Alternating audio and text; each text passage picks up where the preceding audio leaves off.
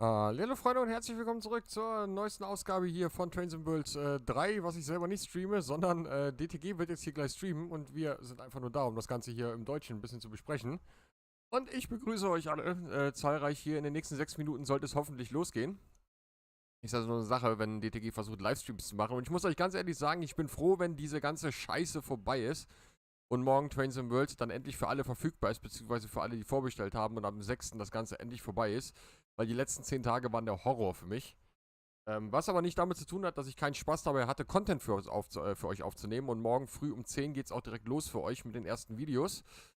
So dass wir morgen mindestens mal auf jeder Strecke einmal gewesen sind, bis wir abends um 19 Uhr dann in den Livestream gehen.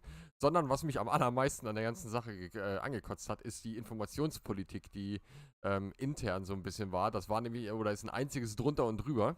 Das liegt aber nicht daran, dass DTG es nicht versucht, sondern es liegt einfach daran, dass DTG zum ersten Mal so eine große Welle schiebt und mit der anscheinend leicht überfordert ist. Und deswegen bin ich ganz froh, wenn der Scheiß morgen vorbei ist, weil ich seit 10 Tagen nichts anderes mache, als da irgendwelche Sachen, oder wir versuchen, also nicht nur ich, sondern das sind auch noch 34 andere Content-Creatoren aus der ganzen Welt, die versuchen irgendwie aus den Informationen, die da rausgegeben werden, irgendwas rauszuziehen, mit dem wir arbeiten können. Aber egal. Ich werde euch jetzt nochmal ein bisschen Titelmusik minimal hinten auf die Ohren geben, bis die hier mal loslegen. Ich hoffe, ihr hört dann da so ein bisschen was. Ja, das sollte ganz gut funktionieren. Und dann versuche ich mal hier alle zu begrüßen. Nämlich der Dennis TV ist da, der Linus ist da, der Alex, der Trainspotter, den haben wir mit am Start, der TSW 3 Gamer ist da, der Agent. Henker ist da, dann haben wir der Uni ist mit am Start. Der David Joel ist da. Den Apollo haben wir da, der Kevin ist mit am Start. Dann haben wir den Don't Kev noch da. Der hier Klicken gerade noch dazugekommen und der Albiona ist auch bei Twitch mit dabei. Den Linus, den habe ich, glaube ich, schon begrüßt. Jawohl, dem ist auch so. Und jetzt ist auch noch der Tretbootfahrer mit dazugekommen und der Jan ist da.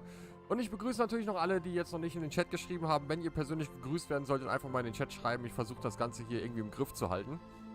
Und dann mache ich mal das ein bisschen leiser hier. Ich glaube, das ist für euch ein bisschen zu laut, oder?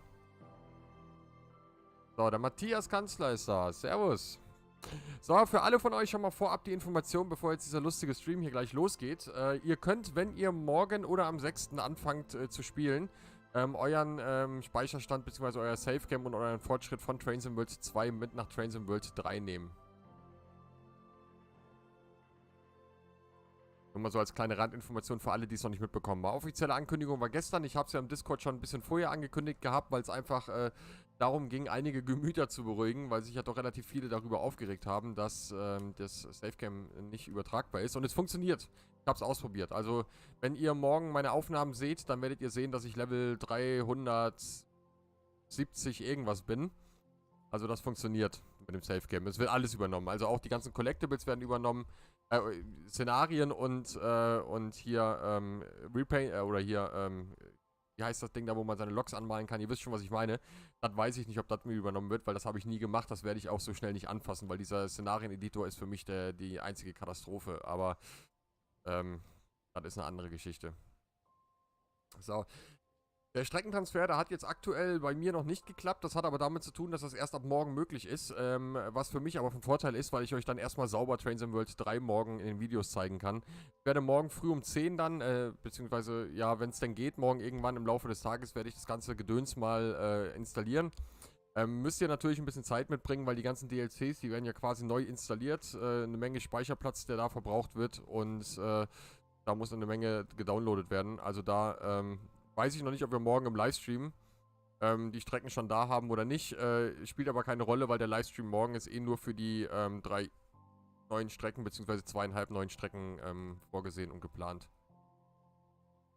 So, der TSW-Gamer sagt, ich hätte nochmal neu beginnen können. Ja, alle Szenarien nochmal spielen als Let's Play. Ich glaube, das ist das Letzte, was hier irgendeiner will. Den Marcel muss ich mal begrüßen bei Twitch. Herzlich willkommen. Der Benjamin ist da. Moin. Ich glaube, dass keiner hier nochmal Bock drauf hat, dass ich jedes einzelne Szenario nochmal spiele. Es ändert sich. Trains and World 3 ist jetzt durch diese Savegame-Übernahme eigentlich nichts anderes als ein relativ großes DLC zum kleinen Preis für Trains and World 2. Es gibt einige Sachen, die mich jetzt gestört haben am Spiel zu Beginn, die aber inzwischen eigentlich doch relativ praktisch sind. Ist halt nur Gewohnheitssache. So, der TSW 3 Gamer, ich mach dich mal gerade darauf aufmerksam, dass du bitte nochmal die Richtlinie von YouTube dir durchliest. Nur so ein kleiner Tipp am Rande.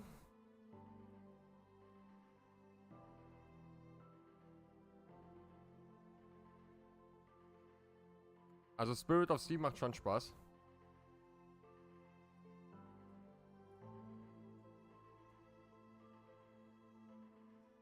So, der Kai ist da. Guten Abend, Kai. Herzlich willkommen.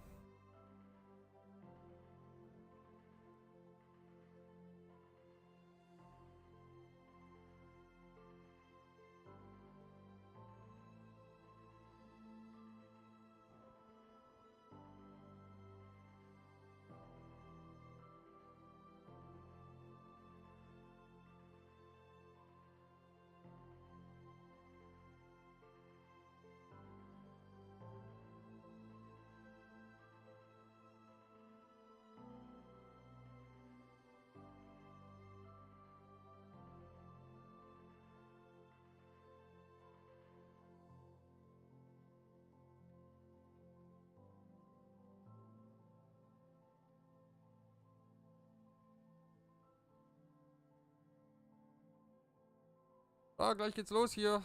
Der Mr. Zero ist da. Guten Abend.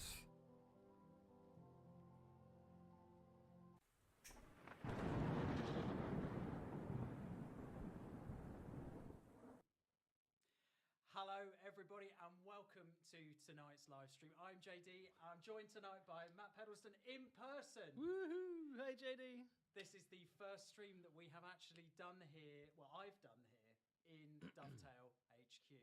We've spent the last couple of days making this room feel like a streaming studio and I think we've done a pretty good job. Just for those. So, der Jan, die Grafik wird sich nicht groß verändern. Just better. Das liegt einfach daran, dass wir weiterhin auf der gleichen Engine sind. Das Einzige, was sich verändert hat, sind die Lichteinflüsse und natürlich das Wettersystem. Das ist halt wesentlich besser geworden. Es sind auch einige Bugs in der Grafik verschwunden. Ich habe es heute nochmal nachgeprüft. So, der NX56 ist da. Guten Abend.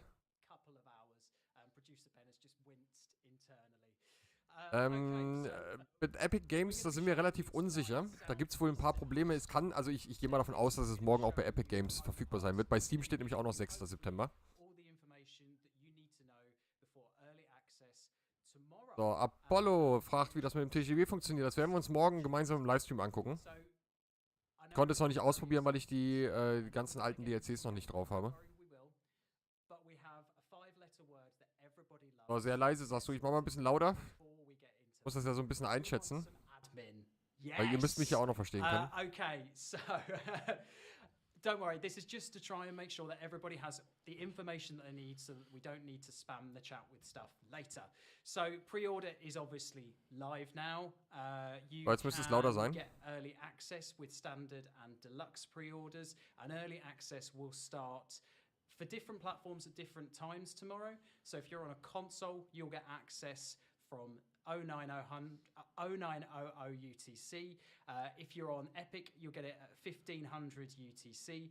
And if you are on Steam, you'll get it at 1700. Also, nochmal zur Erklärung, für alle Konsolenspiele ab 9 Uhr morgen früh britischer Zeit, also eine Stunde zurückdenken, heißt bei uns um 10, 16 Uhr Epic Games und 18 Uhr ist Steam dann dran morgen. Bless you, Matt. So if you are planning on going into early access, you absolutely can do. We would look forward to seeing all of your feedback. If you're on console, you can almost do some of the preloading for the game as well, so that you spend as little time downloading. Sieht ein bisschen aus, als würden sie im Flur im Büro sitzen, oder? So you can do that now. Just set up your Und mit dem Ständer da im Hintergrund. and it should start. Ah, ja. Ist ja auch nur auf dem Flur. Transfer is happening. Yay. We were able to announce that yesterday. Please make sure you check out the article on our website, which details how you can go about. Ich hoffe, ihr habt morgen alle schön frei. Also der Matthias hatte schon gesagt, dass er nicht da ist, aber meine Streams sind ja alle mal schief. All players apart from Xbox for Windows and for Epic. So you'll be able to transfer your liveries, your scenarios, your profile, and all of the other bits and pieces that you need. Just a quick little note on that: if you want to import all of your liveries and scenarios, please do that the first time that you log into game, just so that you are able to get them. We've got a little thing that we're trying to work through at the moment that means that the only other way that you're going to be able to do it if you import it after you first access the game is through downloading things from Creators Club. Next port of call is preserved content. So there's been a lot of anticipation for some of the preserved content coming into game, and we can announce that the Bakerloo timetable, the Rheinruhr-Osten Preservation So, mein lieber Avantador, wir sind eine Stunde voraus aktuell. Das heißt, wenn in London 9 Uhr ist, dann haben wir 10 Uhr morgen. Also das Spiel kommt um 10 Uhr, nicht um 11 Uhr für die Konsole, um 10 Uhr, mein lieber Avantador. So that's very exciting. We can't wait to see what your feedback Wir is. sind nicht in der Winterzeit. And my last port of call was for Add-Ons Manager. Just a slightly different note, because we mentioned on Train Sim World 2, we'll be releasing it before the release of Train Sim World 3. We've had a couple of issues with testing. There was a couple of challenges. We didn't want to release it in that state, so it's going to be coming after Train Sim World 3's launch now. We'll keep you updated as and when we are in a position to put it live. Admin, done. I want to clarify a couple of things. Okay. So first thing is, you said Xbox for Windows, and it's got a couple of people confused. Right. That doesn't mean Xbox. It means Game Pass for Windows. So we're people who play on a PC using the Microsoft platform. Yes. Xbox will get the profile porting. Do you want to answer the next question? An der Maus aufpassen. Where's my headphones? Yeah, do you know what? I hadn't even realised that. Fällt mir gerade erst auf. That is scandalous. Why could we not get some cat ears for these Katzenohren sind gar headphones? nicht da. I don't know. It's the complaints will be lodged tomorrow, but in the meantime, you'll just have to deal with the black Razer Krakens. But no, my other headphones are on my normal PC. Yeah, and just one more point before we get into it. Early access is obviously over this weekend. If you would like to, obviously we'd love you to pre-order whenever, but you can pre-order any part of that early access window and get access straight away. So if you had it on a whim that you wanted to do it on Sunday, you could get early access on Sunday and play it that day if you wanted to. You don't have, it's not a cut off. You don't have to wait for release day. Should we get into some gameplay? I think we should get into some gameplay. Cool. Okay, Southeastern High Speed Extended. Shall we get started? Let's see the menu screen. Jetzt weiß man auch, warum das die Woche nicht geklappt hat mit den Livestreams hier. Die machen ja einen riesen Aufriss hier inzwischen. One Juliet 45, which is a Ashford to St Pancras service. I'm just following my instructions here because I have a bad habit of not following instructions and getting in trouble. Right, September, and we want to go for some light clouds. It is the 1st of September, everybody, as well. Yes. Right, so we'll leave it with dynamic weather. We have no idea what will happen from here on in. Oh, the jeopardy. The jeopardy, yes. So just before we get started, it has, Southeastern has, I wrote this down earlier, 586 services. That's a tremendous number. Which is a tremendous amount. We're going to be doing this one, but there are plenty more with lots of different locos over the course of the entirety of the route. Right, so we are at Ashford. So I'm going to do a standard setup of the train first. Start with the master key in and the reverser, which I'm going to stick in neutral for the time being. And let's get the doors open. We'll get that going. Right, let's get some safety systems on. This is entirely optional. If you want to play with safety systems, do so. If you don't, then don't. Turn DSD on, turn AWS on, alarm sounds. We have to press this button. And I'll reset that. And then down here, we have the KVB and the TVM isolations. Right, that's just all of the safety toys turned on. Now, what happens sometimes when I push this forward is I press it too many times and I put it into off, and once or twice that sort of confused me a bit because I put it back into neutral and train does its setup thing again. It's all good, and it won't take power. Let me just warum die answer Stromschiene hier ist. Now we've Apollo, actually das got a ist help ganz tip einfach. here In to England support gibt you. es So let me close the door. eigentlich so relativ Let's pretend I haven't noticed what's auf wrong. sämtlichen Strecken immer let's be irgendwo noch honest, half the Stromschiene, time I auch auf don't. der High Speed One, immer da, wo auch And I'm going to apply the Lokalzüge fahren. power. Notice a little help driver assist has come up, and it's told me that the Es ist circuit tatsächlich breaker so, dass needs to be der closed. TGV bzw. der Eurostar So that ursprünglich saved hier auch noch mit hours of Stromschiene wiggling the gefahren lever ist, backwards bevor and das alles forwards, going, why fertig isn't it gebaut wurde und moving? That would have elektrifiziert saved me wurde. so many times in 4-up challenges. So the light here is on, we press the pan up button, and the light here is off. We are now good to go. Right, we are going to depart Ashford. And we're going to Ebbsfleet. So one of the things that we're going to be doing with this stream is we're going to be interspersing some live gameplay with some pre-recorded content to show you some things that otherwise we wouldn't have been able to show you tonight. So we've got about a 10-minute segment in the middle where we're going to be showing you some Also sehen pre-recorded wir cool jetzt stuff. erstmal wieder, dass wir And mit we're zwei going to be doing verschiedenen some gameplay Zugsicherungssystemen unterwegs in sind. between Jetzt that. aktuell sind sie mit dem ABS unterwegs. So Das one ist thing das that's britische interesting Zugsicherungssystem. is you see the yellow Dann geht's belises gleich we're in going over at the TVM moment. You'll notice that KVB just got activated, and that's because these days Ashford has KVB for these trains. The dashes mean that it's active, and essentially to drive to KVB, it's as simple as don't break the speed limit. So it's usually causing me a bit of problems, to be fair. But it's as simple as that. You get a little bit of leeway where it starts complaining before it puts the brakes on. But it's really straightforward. And then a little bit down the line here, TVM enables, and then we'll be able to get up to the full line speed. And you can see 31 uninterrupted high-speed miles to Ebbsfleet. Delicious. Right, we can go 100 kilometers an hour now. Still under KVB. I think TVM, you see a cab board come up here any minute now, which will be the one that tells us we're going into cab signalling. Should we do the horn? Let's do the horn. There's the cab board. So TVM comes on. So, jetzt sind wir in TVM. Let's take the throttle off, however, and put some brakes TVM on. kennt ihr schon von der Southeastern High Speed aus Trains and Worlds 2, beziehungsweise these die cabs wird are auch im quite well TGV insulated, benutzt auf so, der LGV Mediterran. Do the tunnel when we get to a tunnel. Excellent. Good job.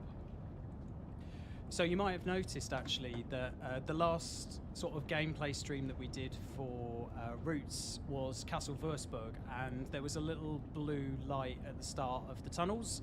As you can see, that's not there anymore. So we're going to do a little bit more on that further on. Aber was man sofort auffällt, sind die Mini-Ruckler, die ihr bei mir in den Videos auch regelmäßig seht. Die gibt es hier weiterhin. Das seht ihr mal immer, also dass so zwischendurch so ein kleines Zucken ist. Gerade in der Innenansicht. There's your dose of horn. Right, 225 kilometers an hour on TVM, so we can now accelerate. And as we accelerate, one of the things that you'll notice, if you're familiar with this train, that it actually has two different types of horn. Depending on how fast you're going, it needs a horn with a bit more oomph when it's going fast. So as we pass 160 kilometers an hour, you'll hear a hydraulic hiss. So I'm going to wait for that to happen so that I don't talk over it, and then I'll explain what happened. Dougie Gamers asked, can we gameplay with the weather? Well, this is dynamic weather. We don't know what's going to happen. It could be that it starts off absolutely beautiful like this, and within a few minutes the clouds could roll in. You hear that hiss? That was the hiss. So the horn has now changed. I'm going to leave it on, I think, which means now it's louder. So that horn is, it's a simple thing, but it's what the train really does. And if I remember rightly, if you're holding the horn down as it does it, you'll hear it step up as well. So that's one of the changes. There's a number of bits of polish that have gone on Kassel, Benjamin, wird es heute hier nicht geben. on Das haben the sie schon mal im Livestream gemacht. but Das hier ist that's jetzt der Cajon Pass changes und that have happened with the die audio. Southeastern High Speed, was wir heute hier vorgestellt Yes, bekommen. and a couple of people have mentioned about the setup time for Ich sage euch ganz ehrlich, ich muss particular service, and we got ich halte jetzt einfach nicht mehr die Schnauze, ganz einfach. But, Kann ja jetzt raushauen. Meiner Meinung nach ist tatsächlich die Southeastern High Speed die interessanteste Strecke von den drei, die wir bekommen. Also ich muss da mal ganz ehrlich gestehen, da haben wir die meiste Abwechslung. Ich brauche jetzt meine Schnauze nicht mehr halten. Morgen ist eh vorbei. Yeah, I think every service now has something like. Ich habe jetzt schon genug Spaß mit Trains and Worlds 3 gehabt. Tons of time to get Kann ich ruhig mal ein bisschen Insider hier raushauen. Gibt übrigens ein sehr cooles Szenario, das seht ihr morgen direkt auf meinem Kanal. Isaac, we are going to do Dartford as well in a bit. This is going to be part of the live. Der Panzerstrolch ist da und du kannst morgen auf den Konsolen ab um 10 spielen, bei Epic ab 15 Uhr und bei Steam kannst du ab 17 Uhr loslegen. Ab 18 Uhr, Entschuldigung. We're going to be ja eine Stunde voraus. Ja, nicht UTC, wir sind either do nothing at all, +1. you know, as is often the case when you try and demo something, or do something exciting, and we'll see. It's random, so we are at the mercy of the random numbers. Absolutely. We've had a couple of requests for the PIS. Okay, we'll go outside. So PIS has been enhanced. It now knows what car number you are. There's other static displays on there as well as the other information, the usual information. Also, soweit ich weiß, gibt es keine Begrenzung mehr für Töne. Das hört ja ab morgen dann auf der 185 auf. Da ist auch ein neuer Ton dazu gekommen, der ziemlich nervig ist auf der Güterzug-Block. Aber durchaus real nachgestellt. Nervig ist es, aber... Panzerstrolch, ich halte dich morgen ab 10 Uhr frühst, halte ich dich mit Videos erstmal bei Laune, bis du dann um 18 Uhr selber loslegen kannst. Also gerne den Kanal abonnieren. Ab 10 Uhr morgen geht's los. Und das mit Steam, dass wir da immer ein bisschen später dran sind, das nervt mich auch gewaltig. This is the depot, which is fully usable and used in service mode and scenarios. We are coming up HS1. This is where you cross the Medway. This is Ebbs Fleet, domestic and international. And then you've got Stratford and St Pancras. Here you've got Dartford, and then you've got Gravesend here somewhere. Who Junction, which you can see is littered with stuff. You've got Strood, Rochester, Chatham, Gillingham, Sittingbourne and Faversham down there. Abo schon lange da. Dankeschön. Yes, and it's not all about mileage, but it's 89 miles now, this route. And again, hopefully one of the themes irgendwie löst sich mein E-Mail-Problem nicht in Luft aus. Gamescom ist eigentlich vorbei. Yes, there's lots of new track, but there's also lots of areas that have been enhanced with the original route as well. Yeah, absolutely. There's been things like we'll come on to things. Ich habe den englischen Chat jetzt mit Absicht nicht auf, nicht, dass ihr euch wundert. We've got some video clips to show them. We're not showing them in game just purely for time. We've got an awful lot to cover, we do want to show you it so you can see what it looks like. Yeah, we're not going to be driving without the HUD. It's quite difficult driving and presenting and answering at the same time without having the pressure of driving HUDless as well. But so, sagt jetzt gerade, für alle, die es nicht verstanden oder nicht mitbekommen haben, sagt gerade, dass es schwierig wäre, die Züge ohne HUD zu fahren. Sehe ich ein bisschen anders. Man muss nur wissen, wo was steht, dann kann man auch durchaus ohne HUD fahren. Ich mache es nur zur besseren Übersicht für euch alle.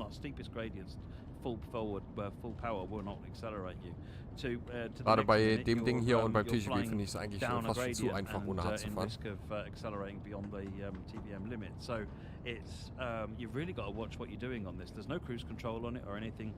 Worauf ihr euch auf jeden Fall schon mal freuen könnt, ist das Trainingszentrum. Ich habe damit eine Menge Spaß gehabt jetzt schon. Wo man eigentlich überlegt, ja, Future muss das unbedingt sein. Ich fand es cool bis jetzt. Where are we now? 19 miles out of Ebbsfleet, 210 kilometers an hour, and working our way along the line. Lovely. Let's see if we can answer some questions, shall we, in the chat. Electro Gaming has asked, do TSW2 mods work in TSW3? Jetzt gerade mal Steam auf. If you mean community mods, I actually don't know the answer Dann to that gucken wir mal kurz. I suspect most of them probably will. We haven't changed Damit pack ihr das mal files. seht bei Steam, was da steht. TS2, where the pack file format was changed. Da steht noch gar nichts. Ungefähre Freischaltung des Spiels ist 6. September, noch 4 Tage. Also da steht gar nichts mit Pre-Order. Bei der Javelin, Jan, ist tatsächlich sehr leise.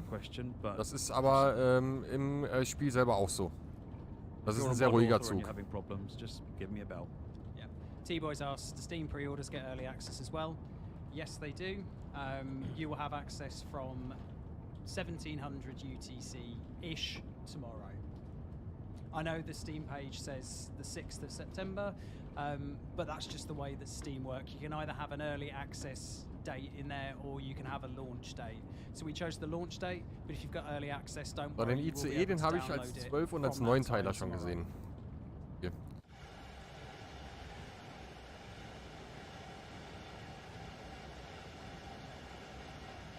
Beziehungsweise als 11 und als 14-Teiler, ne? Die Köpfe müssen auch noch dazu gezählt werden. Oddiso, I believe that's his name, or their name. Are signals and safety systems the same as in the TSW2 version? No. Weil es wäre es natürlich schön, wenn wir da oben ein paar Funken auch hätten am Stromaufnehmer. Was ich auch schon lieben gelernt habe, ist das dynamische Wetter, Leute. Damit werden wir eine Menge Spaß haben, wenn es so wird, das verspreche ich euch. Weil das jede Fahrt nochmal einzigartig macht, wenn wir unterwegs mal ein bisschen Regen dazu bekommen. I think the team have gone through and revised and corrected some of the existing signals as well, particularly in support of OSS and approach control. But those are sort of the two major technical infrastructure overhauls on the signals. Yeah. So if I Light 8 asks if I buy the game. IC3 sieht aus wie der von München-Augsburg. Das mittlere Display ist, glaube ich, ein anderes. Das müsste ich aber nochmal vergleichen. Das habe ich vergessen, mal nachzuschauen. Kann ich aber eigentlich eben mal schnell machen. Aber mein Tablet hier neben mir. Ich gucke gerade mal, ob das Display da wirklich ist. Ich glaube nämlich, das mittlere Display ist ein anderes. Not used to this fame, I guess. Let's have a quick look. Triple J asked if we buy a regional bundle and want to buy another TSW3 core route later on, can we? I believe the core routes will be separate on the store as well, so if you want to download those separately, you can do. Let's have a look. Oh, I think we're going into the North Downs Tunnel now, which is a kind of a notable feature along the line. One of the longer tunnels. Schau mal nach. And there you go, darkness. 3.2 kilometers, Yoshi Train Spotter says in the chat. There you go. Auf dem Testzentrum könnt ihr übrigens den Talent 2 und die 146 auffahren. So als kleine Randinformation, die ja als KI-Fahrzeuge mitgeliefert werden für Kassel-Würzburg.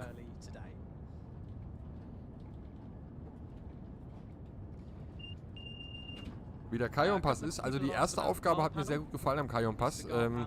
Die Stimmung auf der Strecke ist auch sehr gut, TSW3 Gamer. Some more early access timing questions, so I'm just going to go over the whole set again whilst we're in the tunnel. So, if you are on console, nee, ist dasselbe Display, hat sich nichts geändert. Also ist dasselbe Zug wie bei München-Augsburg. 900 UTC. If you want die to 403. plug that into a time converter, just so you know what time that is, Display ist dasselbe. Wherever you are in the world, then please do.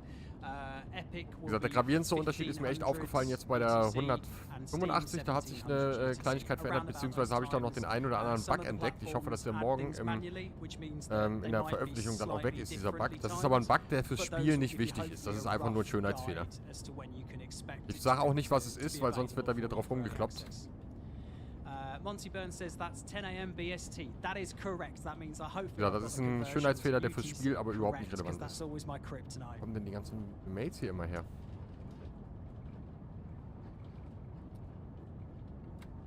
There's a question about international platforms. Ob die Mutti kommt nach Hause? Die war heute saufen. So again, we'll be talking about that and showing it to you a bit later on. But the short answer, yes. Nachtsetting ist so wie vorher auch, würde ich sagen. Beziehungsweise das Nachtsetting bei Trains in World 2, das hat ja eigentlich variiert auch von Strecke zu Strecke, je nachdem, wo wir unterwegs waren. Also wenn ich an die East Coast Way denke, da war das relativ dunkel, wenn wir da Nachtfahrten hatten. Wenn wir aber nachts, sag ich mal, auf der Isle of Wight rumgefahren sind, da war halt eigentlich viel zu hell.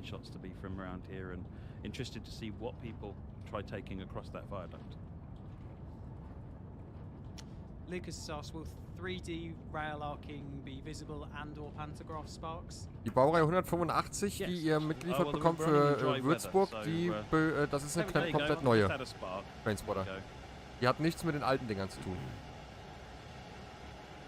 Das ist eine 185.2 neue. Mit LZB natürlich. It's all planned. All planned. All planned. Ha! We did do a trial run for this a couple of hours ago, and it went really well. It went really well, and if anybody says otherwise, they are lying. Taya's Trains asks, will there be neutral sections? No, we don't have neutral sections implemented. Okay, Dan John Deere says, is the underground in the third game? Well, Bakerloo will port over from TSW2, so yes. If what you mean are new underground lines, not at the moment. And no, Jason, I wasn't driving earlier. It was Matt. Allegedly.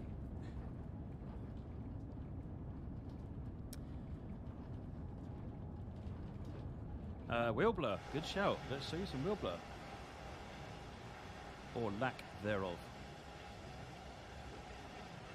So, über die Updates, die ich vorab oder die wir vorab bekommen haben, rede ich jetzt mal nicht. Die 185 ist mit drin, die ist als Standardlokomotive auf der Kassel-Würzburg mit dabei. Das meine ich aber, war vorher auch bekannt. Das ist keine neue Info. Kann ja mal kurz erzählen, ihr kriegt mitgeliefert die 375, ihr bekommt die 365, ihr bekommt hier die 395 für die Southeastern Highspeed, ihr bekommt mitgeliefert, wenn ihr Spirit of Steams mit dabei habt, natürlich die beiden Dampflokomotiven, die hier auf der Strecke auch eine kleine Rolle spielen. Dann bekommt ihr für Kassel-Würzburg bekommt ihr die 403, die 185, die 401 mitgeliefert. Als KI-Fahrzeuge habt ihr noch die 146 Doppelstockwagen und den Talent 2, beziehungsweise wer die Taranta-Rampe hat, der kann das Glück erwischen, auch eine 612 irgendwo zu entdecken. Dann habt ihr auf der amerikanischen Strecke habt ihr einmal eine SD40 und einmal eine ES44 C4. No, it's all random. No. Yeah, exactly. It's random. So we've got 4 different weather patterns for each of the different seasons. So they go. So if you want to prefer bad weather, do a winter or an autumn. If you want to prefer. Ich bin die ganze Zeit überlegen, ob ich euch auch nochmal ein Tutorial zu der TVM mache oder ein Infovideo dazu, wie die TVM funktioniert, für alle von euch, die hier auch mit Sicherungssystemen fahren, weil die TVM ist ein Zugsicherungssystem, welches ich kann. So, der Mr. Marcel ist da. Hallöle. Auch an dich einen wunderschönen guten Abend und der Carsten ist da. Moin. If you start him raining, it might be more likely to change sooner. So it's something to explore and see how you get on with. Für alle von euch, die noch nicht auf dem Discord sind und noch nicht den Mut hatten, sich das Spiel zu kaufen, ich werde im Laufe der Woche unter Umständen nochmal den einen oder anderen Key verlosen. Heute habe ich ja schon mal 2 Stück verlost. Die Gewinner haben sich aktuell bei mir noch nicht gemeldet. Da warten wir nochmal ab.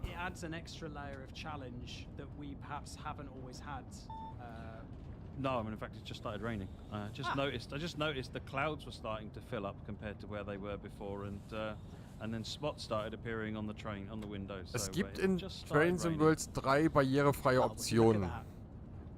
Kann dir jetzt aber nicht aus dem Stegreif sagen, welche das sind. Isaac, can you change the dynamic weather to custom weather if you don't want dynamic? Yes. Das kann ich jetzt leider nicht sagen. Aber es gibt irgendwelche barrierefreien Sachen, habe ich da entdeckt. You just switch between dynamic and custom, and if it's custom, it won't change. Yeah, but by default it is dynamic, isn't Correct, it? yes. Yeah. Der Marvin ist da. Guten Abend, herzlich willkommen. Will there be any Eurostar trains? No. Not at the moment. Ups, ich ziehe das mal hier Is it rüber. on Game Pass? It will be. It will be on both PC and Xbox Game Pass. That will be available from launch day on the 6th, and it will be standard edition on Game Pass. Ich könnte jetzt natürlich mal kurz reingucken nach den barrierefreien Sachen.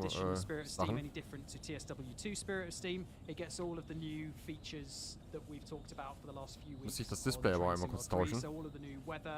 Weil Inhalte vom Spiel darf ich euch gar keine zeigen. Auch wenn es ein anderer deutscher YouTuber schon gemacht hat.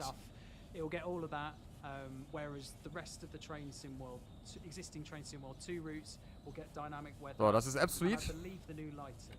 Lightning. Sorry, gotta be very careful there. Not That the new N is lighting. important. Lightning. Absolute kennen wir schon von der alten Southeastern Highspeed, nur dass wir halt oben lang gefahren sind. Someone asked earlier on if there was a tutorial that covers dark signals. Yes. Zum Kaufen, ich kann auf jeden Fall eine Kaufempfehlung absprechen. Wer von euch Spirit of Steams hat, am besten die 60 € in die Hand nehmen, dann habt ihr 3,5 neue Strecken. Also das ist dadurch, dass das Safegame mitkommt, ist TSW 3 eigentlich nichts anderes als ein großes Update. Mit 3,5 neuen Strecken. Also ich würde für 60 € zugreifen. Wenn ihr Spirit of Steams noch nicht habt, dann nehmt 45 € in die Hand, dass ihr zumindest 2,5 neue Strecken habt. Right, so we've just arrived. I am not going to open the doors because then you can't move because there's too many people. Let's put some news. Mr. Marcel, das kommt darauf an, wie gesagt, wenn du Spirit of Steams mit dabei haben willst, also die Dampflokomotiven, wenn du die vorher auf Trains and World 2 noch nicht hattest, dann würde ich die 60 € die Deluxe-Edition holen. Aber wie gesagt, es sind 3,5 Strecken, die du da mitgeliefert bekommst. Für 60 €, das wirst du nie wieder zu so einem Preis bekommen. Jetzt abgesehen von Rush Hour, da haben wir auch 3 Strecken bekommen. Aber diesmal haben wir ja noch wesentlich mehr Updates mit dabei. Wir haben ja das Wetter-Update, das Licht ist wesentlich angenehmer, wesentlich besser geworden. Schade, dass die alten Strecken das nicht mehr bekommen. Spooky asked if I order the standard edition of TSW3 now on Steam, will I be able to play TSW3 tomorrow? Yes, you will. Umbrellas. Hats. New hair. Characters have had quite a big overhaul. So we're in Ebbsfleet main concourse area. If you know Ebbsfleet, hopefully you recognize das Rush Hour DLC, das war so das Sommer-Update von letztem Jahr. Da gab es dann 3 neue Strecken, Dresden-Riesa, Boston-Nahverkehr und London-Pendler haben wir da gekriegt. Und da sollte eigentlich dann mehr los sein an den Bahnstationen, aber wie man sieht, ne, Freunde, so viel mehr Fahrgäste haben wir auch in Trains World 3 nicht.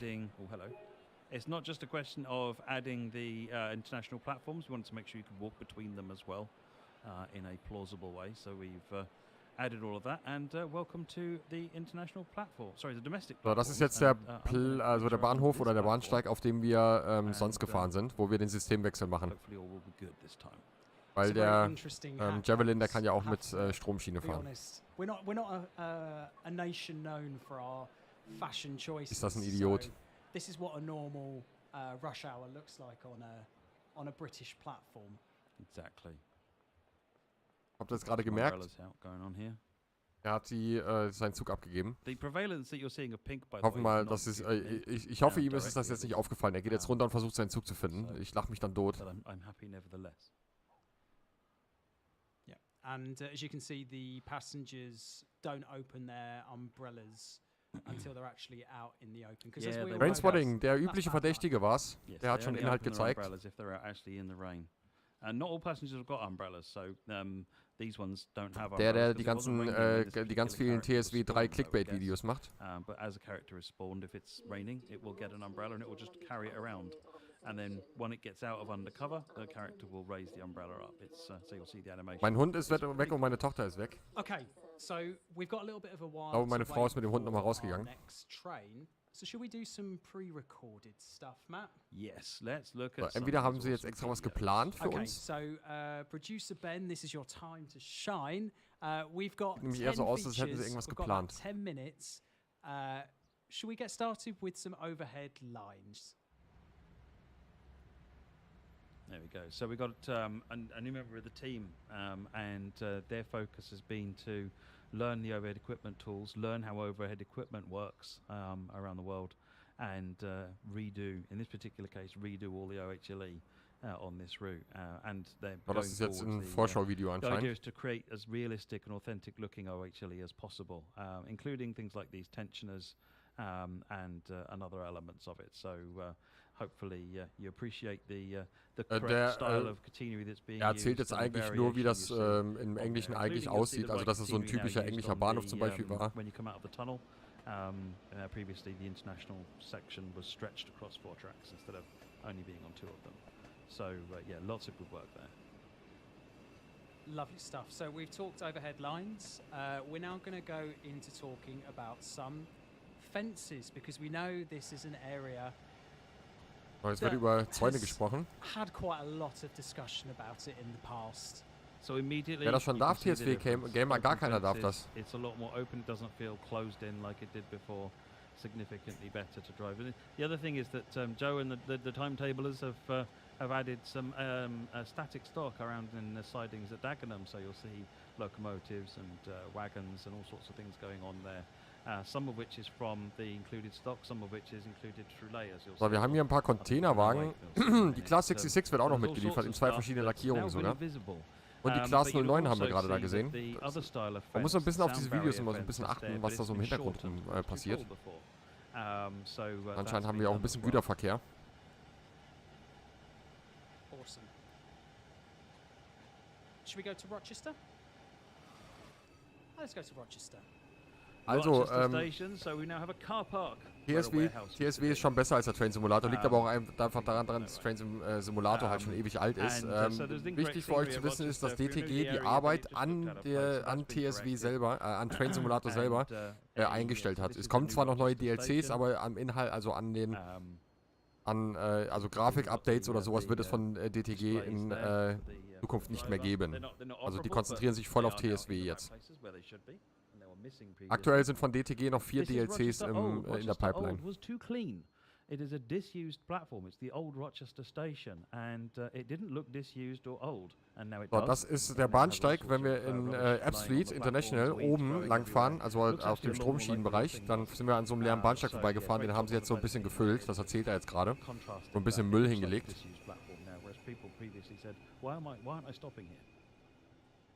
I think that looks great. Should we go to Gillingham? This is Gillingham level crossing. So also die Class 66 hat eine Einführung, also ist sie eigentlich auch fahrbar. So, der Sachsen SGD ist da.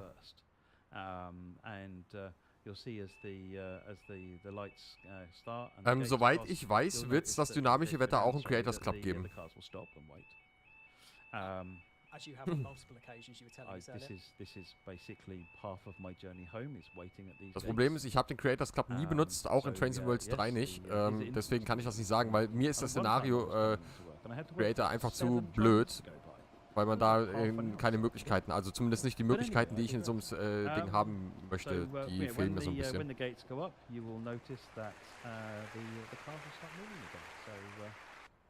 Love the lighting in this as well. It's beautiful, isn't it?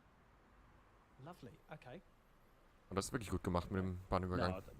Dass die Schranken auch nacheinander runtergehen. You get a honk from the car if you stand in front of them. Previously they just drove through you. Which obviously is not realistic. So, walking through St Pancras now. Oh, you all heard it and I didn't. Fair enough. So, das ist der Kopfbahnhof St Pancras. So we wanted to make it to where you could access the international platforms. We didn't want to implement passport control and queuing and more queuing and queuing for queuing. We love queuing though, we're Brits. Well, Emil ist da, guten Abend. This is the simplified access to the international platforms, and the international platforms get used by a special service. So there's no Eurostar trains in here that will operate here normally. So, jetzt erzählt er gerade die internationalen Bahnsteige. Da mal kurz zur Erklärung. Das ist ja die Strecke High Speed 1.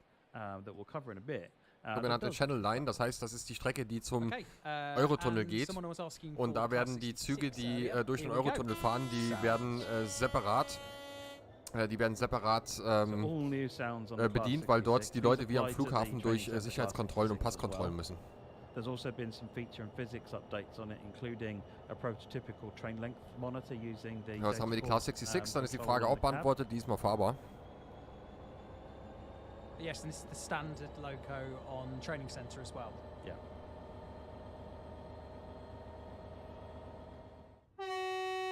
Also Sachsen SGD, ich sag dir ganz ehrlich, die Nummer mit dem dynamischen Wetter, das ist eine super geile Funktion. In den Szenarien ist es natürlich, da könnt ihr die Dynamik ablacken, da ist das Wetter immer gleich. Aber im Fahrplanmodus ist eine super coole Funktion. When the 375 sound's going to be brought up to the standard London commuter, that's this.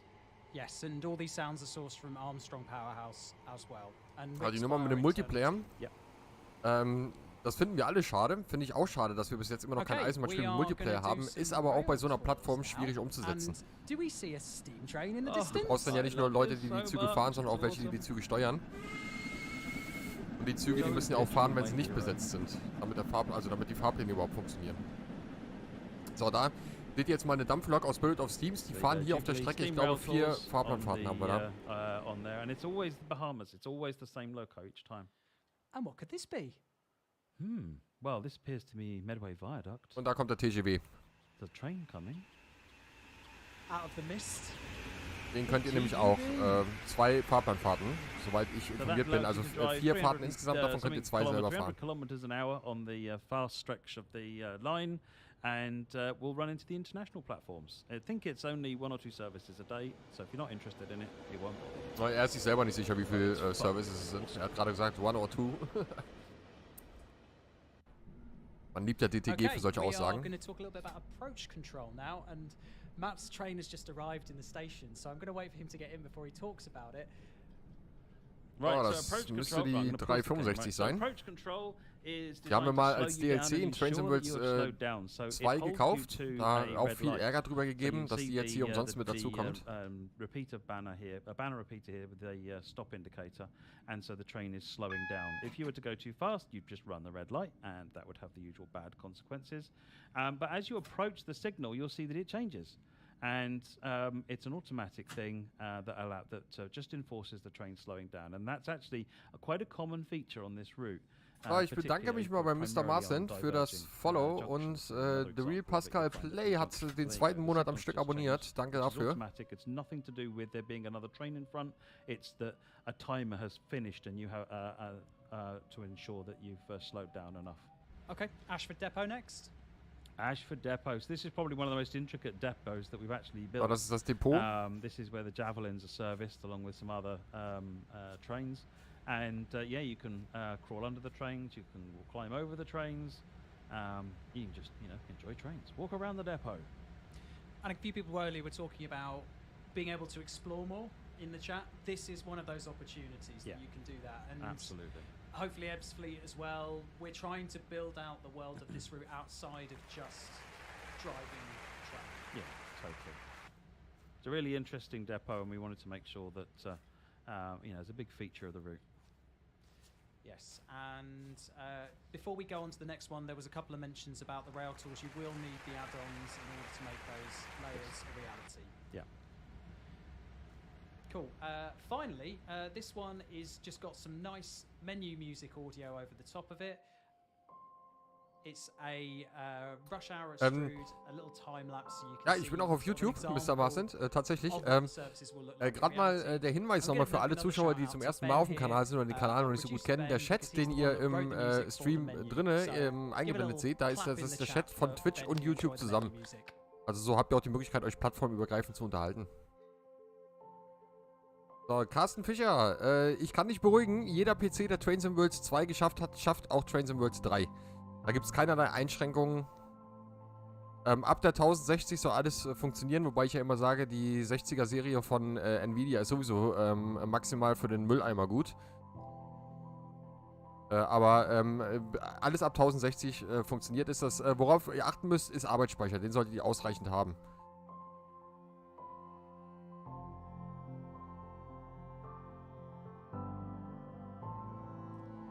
Hier 65 ist es. Danke, Uni, dass du mich korrigierst. So, der Uni kann uns vielleicht mal eine Information geben, ob er sich überlegt, die Trains in World 3 Fahrten direkt mit auf www.trainsinworld2.de zu übernehmen. Die Performance im Spiel, die ist besser als bei Trains in World 2. Wir haben immer noch diese Mini-Ruckler. Immer zwischendurch, also auch ich mit der 3080 RTX habe diese Mini-Ruckler. Und die haben sich leider nicht verändert, aber ansonsten ist die Performance besser geworden. Also ich laufe mit wesentlich mehr FPS. So, Mr. Marcent hat auch noch ein Abo bei YouTube dagelassen. Das ist der 2691. Danke dafür.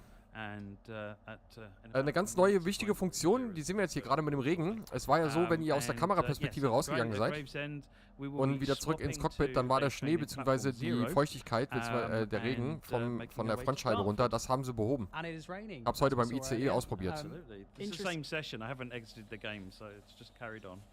Interestingly, in our little run-through earlier, Matt actually managed to miss der 150er, das hatte ich auch mal. Die hat aber auch ganz gut funktioniert. Aber da waren die Spiele auch noch nicht so doll wie jetzt. Aber mit dem 1050er, ich guck gerade mal selber in die... Guck gerade mal selber nochmal in die... was da so steht. Also empfohlen wird als Grafikkarte eine GTX 750 ist die Minimalanforderung. Empfohlen wird RTX 3070 wird empfohlen. Die haben noch einen an der Klatsche. Also ich habe es ausprobiert, selbst auf der 1080, die ich als zweite Grafikkarte drin habe, da läuft das Spiel immer noch wunderbar auf nicht mehr 60 FPS, dann sind es halt nur noch 55, aber es läuft. Also Mindestanforderung ist meine GTX 750. So, der Torben ist da. Guten Abend. So, we're in third rail and old school.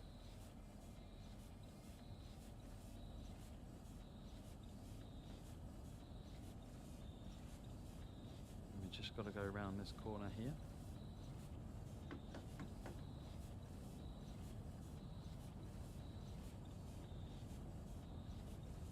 So, der Emil fragt, wann die Umstellung kommen soll. Die Umstellung, welche Umstellung meinst du jetzt?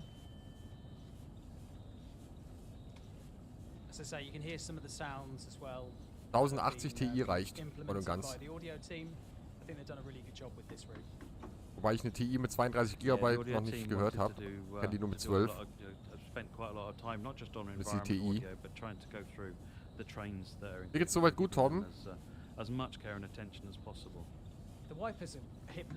Raytracing hat das Spiel, glaube ich, nicht. Habe ich aber auch nicht nachgeschaut. Ich habe in den Einstellungen tatsächlich nur erstmal das Nötigste eingestellt, was ich brauchte für die Aufnahmen, weil ich es eh nochmal komplett löschen musste heute.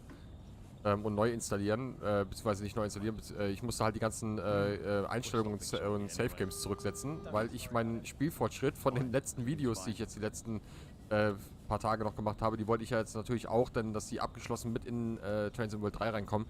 Deswegen habe ich erst den Inhalt für morgen aufgezeichnet, habe heute nochmal alles gelöscht und spiele das jetzt gerade nochmal, was ich schon mal aufgenommen habe. Und der Wechsel, Emil, den kannst du, wenn du vorbestellst, heute noch, kannst du den morgen machen, ansonsten musst du bis zum 6. warten. So, der ICE 1, es ist ein schönes Gerät, der ICE 1 Transporting Germany. Das Einzige, was ich festgestellt habe, ist, dass der mir ein bisschen zu schwach auf der Brust ist für den ICE 1, weil man muss, also der ICE 1, der hat einfach mal 14.000 PS. Jetzt muss ich natürlich gucken, nicht, dass ich immer Müll erzähle. Yeah, if people talking about progress transfer just while we come into the station, we put an article up on the website yesterday. I don't want to go into all of it today because that article does a much better job of describing it than I can right now. But in short, unless you're on Epic or on PC or on Game Pass on PC, your progress will transfer over and be imported. Also wir haben to do so on our website and on our FAQs. Das ist doch so wenig PS. Ich dachte mir, der hat so viel PS. Er hat nur zweimal 4800 kW, das sind mal 1,3, glaube ich, ist der Faktor, ne? We're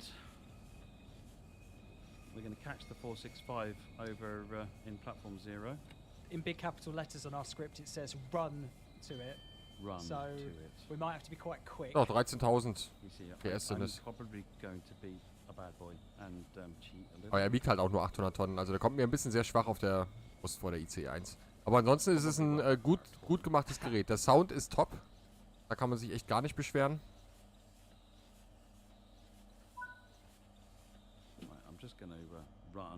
So, verstehe ich jetzt nicht, warum man jetzt als Entwickler hingeht und hier die alte Strecke, also den alten Streckenteil zeigen muss.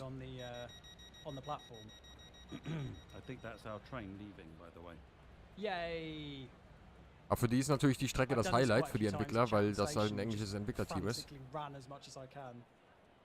So, DTG hat die Uhrzeiten genannt. Also, nochmal die Uhrzeiten für alle von euch. Die Konsolenspieler können sich ab 10 Uhr morgen früh freuen. Nach deutscher Zeit übrigens, ne? Die Epic Games Spieler ab 16 Uhr und die Steam Spieler ab 18 Uhr. Cheers. Oh, we had a little bit of time. So, jetzt, wo ist er jetzt eingestiegen? Ist noch eine 465, ne? War das eine 465? Habe ich habe jetzt nicht drauf geachtet. Warte, man kann ja hier... Ups. Ne, war keine 465. War eine 375. Alles klar, hat nichts gesagt. Gut. Wieder aus hier den Spaß. Und weiter geht's. 1700 UTC on Steam. So it says 6th on So Wheelers ist da. Page at the moment. We could only put one of two dates on there. So early access will die Zugkraft vom ICE 3, jetzt habe ich die Seite gerade wieder zugemacht. Ich gucke gerade nochmal. Problem ja, man kann ja beim ICE 1 eigentlich nicht von Zugkraft sprechen, weil er wird ja auch gedrückt irgendwo, wenn man es jetzt mal genau nimmt. Die Zugkraft. Die Anfahrtzugkraft sind 400 Kilonewton. Das ist relativ viel für 800 Tonnen.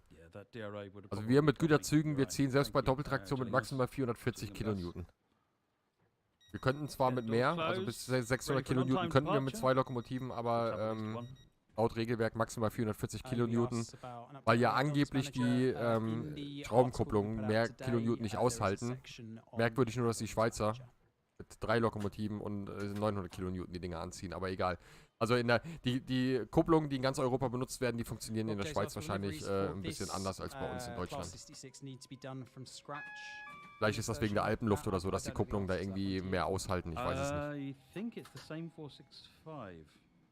66. I don't know the answer to that question. I think yes, no, it's a new one. It is a new one, so it's not the same as the East Coast Way one. It is a new 66. So yes, they will. Ob die Zeiten für den 6. gelten, das weiß ich nicht, Mr. Marcin. Is that what you're saying? Yeah. Progress transfer, Gandalf. We put an article up about that yesterday. Progress transfer on PS5 will happen. Instructions on how to do that and how to import your profile are on our website.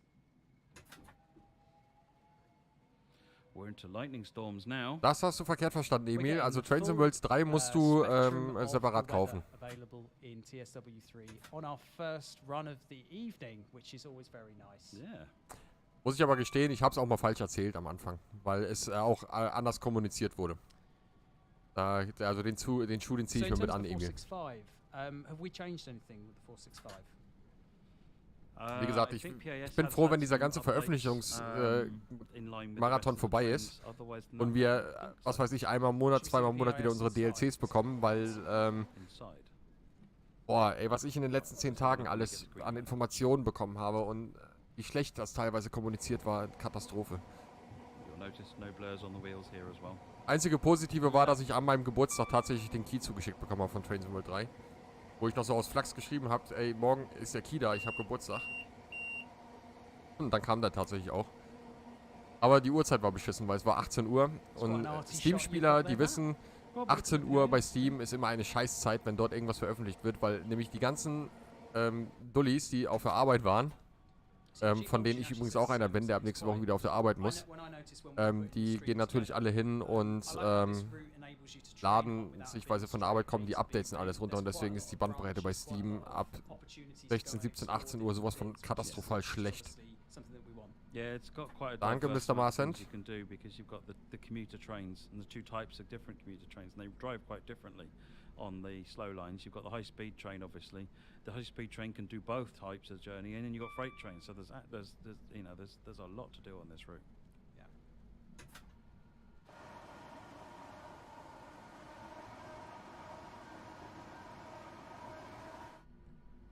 Also Southeastern Highspeed ist auch die beste Strecke, die wir jetzt Trains and World 3 haben. Ist ganz klar auch meine Meinung.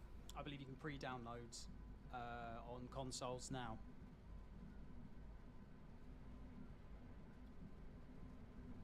So, danke Trainspotting für die Glückwünsche und dass ich von Eisenbahn mehr Ahnung habe als die, das steht, glaube ich, außer Frage.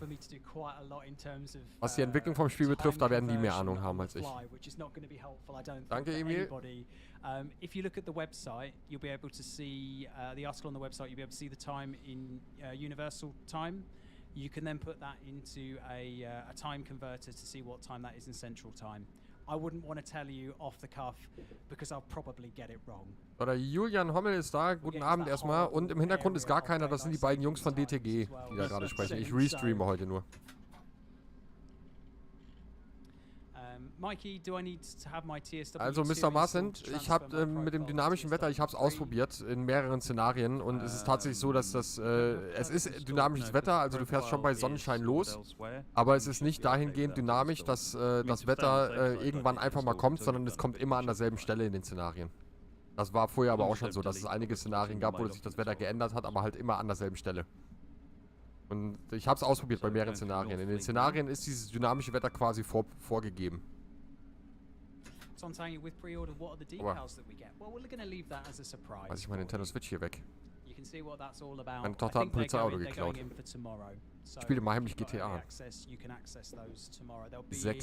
Livery Designer, Ein neues Spiel hat sie angefangen. Where you can see all of the shapes and the logos that you can implement onto Livery Designer. So we're going over HS1 now. Andrew's put a question about the Spirit of Steam upgrade. That will be available as before.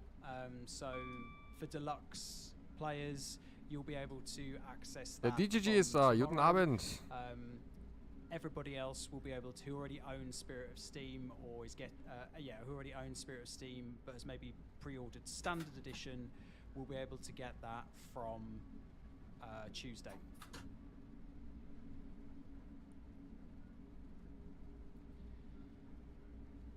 TSW 3 Gamer, gute Nacht, bis morgen, 19 Uhr geht's los mit dem Livestream, also einschalten. 19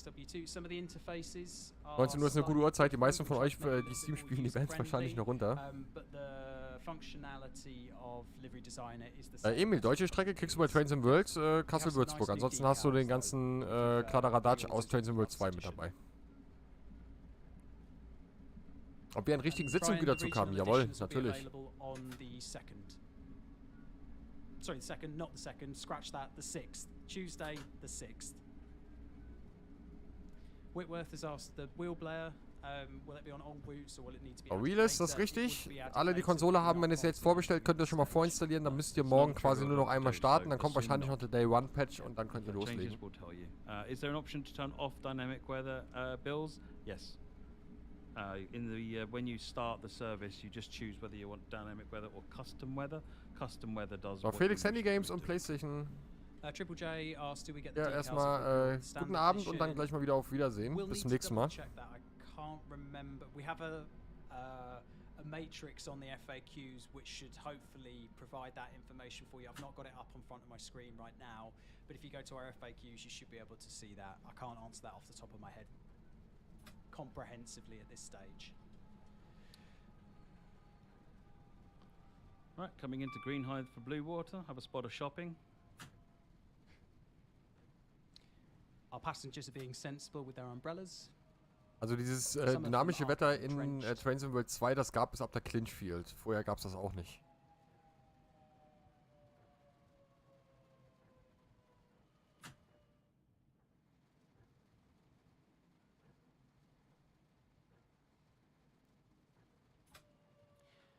Liam Hart, I'm not going to read out your full question because it's quite long, but you should, if you pre-ordered, you should get full access tomorrow. Access to the, I guess what we would call preserved collection, what we're now calling Train Sim World compatible content. Das Trainingscenter Mr. Marcin, das kenne ich auch und ich sage euch, es ist eine großartige Erfindung. Macht richtig Laune. Vor allem kann man auch mal ein bisschen Quatsch machen mit dem Zeug. Everything else will come from launch. Es gibt durchaus Altbaulokomotiven Trainspotting, auf denen auch keine festen Sitze verbaut sind. Aber heutzutage auf unseren modernen Lokomotiven ist ein normaler Sitz da. Die Altbaulokomotiven könnt ihr davon ausgehen, die werden jetzt in den nächsten Monaten auch eher von der Schiene verschwinden, weil die sind durch die neuen Energiepreise eigentlich nicht mehr profitabel zu fahren. Also so 155, 151 und sowas wird wohl bald von den Schienen komplett verschwinden. Next station is allein die Vectron spart 35% an Energiekosten gegenüber der 185. There's 5 stations on the extra bit, and some services like this will only stop occasionally. Yeah. When we've got to Dartford, we haven't shown the scenarios yet, I don't think. Can we show the scenarios? We can show the list of scenarios. Yeah, let's show the list of scenarios. Jetzt wollen sie die Szenarios zeigen. Again, I might be adding a bit of hyperbole here. I can't. Aber für alle von euch, die Southeastern Highspeed vorher noch nicht hatten, ihr bekommt 14 Szenarien insgesamt. Wenn ihr euren Safe Game übernimmt und die Szenarien schon durchgespielt habt, dann sind es nur noch, ich glaube 5. Genau, hat er auch gerade gesagt, 5. Electra's asked, what about player reskins and scenarios created in TSW2 that haven't been uploaded to Creators Club? Ob man da alles lernt, Mr. Marcin? If you're on Steam or console, also morgen kommen die ersten Einführungen. Was mal als allererstes, was ich jetzt auch einfach mal raushaue, ist die Tatsache, dass die Maschinen da in den Einführungen oder in den Erklärungen oder Tutorials teilweise schon wieder aufgerüstet rumstehen. Natürlich wieder totaler Bullshit. and to import your profile, even if you don't actually want the profile as such, because that import is what will bring in the all the deliveries and scenarios as well. Yeah. A couple of people have asked what the spec for this PC is that we're using in the stream. Transporting Germany. 14 Szenarien, wenn du Southeastern Highspeed auf Trains in World 2 noch nicht gehabt hast, ne? Ganz wichtig. Running at 1080p for everything, because that's what we're streaming at. I have no idea what the CPU is. I imagine it's quite high spec as well.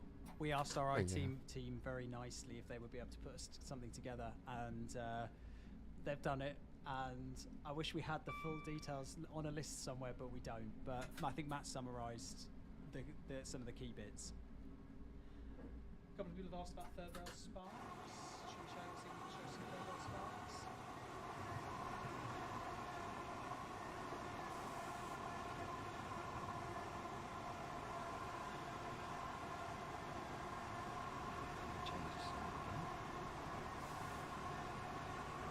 Kein Problem, mache ich gerne. Fragen beantworten, dafür bin ich da. Und mal die Einladung an alle von euch. Wer noch nicht auf dem Discord ist, gerne vorbeischauen. Den Link dazu, den habe ich euch in die Videobeschreibung gepackt. Bei Twitch einfach unten auf das Discord-Logo drauf klatschen. Ansonsten wird der Mr. Zero gleich wahrscheinlich nochmal unter Umständen den Link hier in die Chats reinkloppen. Now when you cut off power, you're not going to get sparks. There you go. And some of the sparks will have bits blowing off them, some don't, and you'll see them show up in different, so they actually light up the area around them as well, so if you're in a tunnel when it happens, you'll see it light bits of the tunnel up.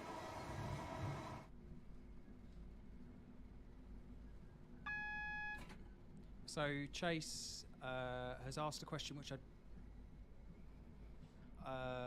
okay, sorry, yes, I know I understand what they're saying.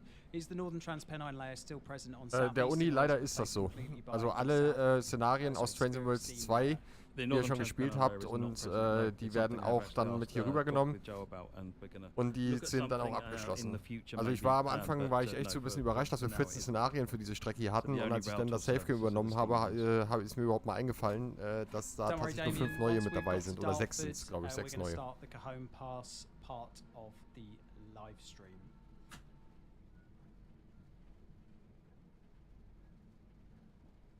I checked the wiper speeds earlier on Dexcon, and they seem to be the same, so I'm going to raise that with the team and find out why.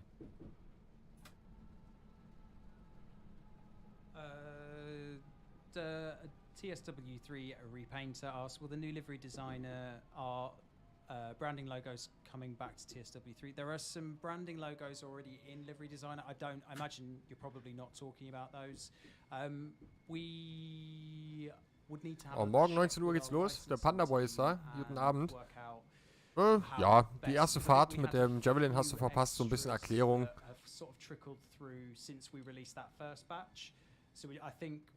Wenn du Fragen haben wollen, solltest du einfach raushauen, Panda Boy. Something that we've not been focusing too much on, but maybe after it's out, this is out of the way, we can then take a look at it. Darford Station, quite recognisable.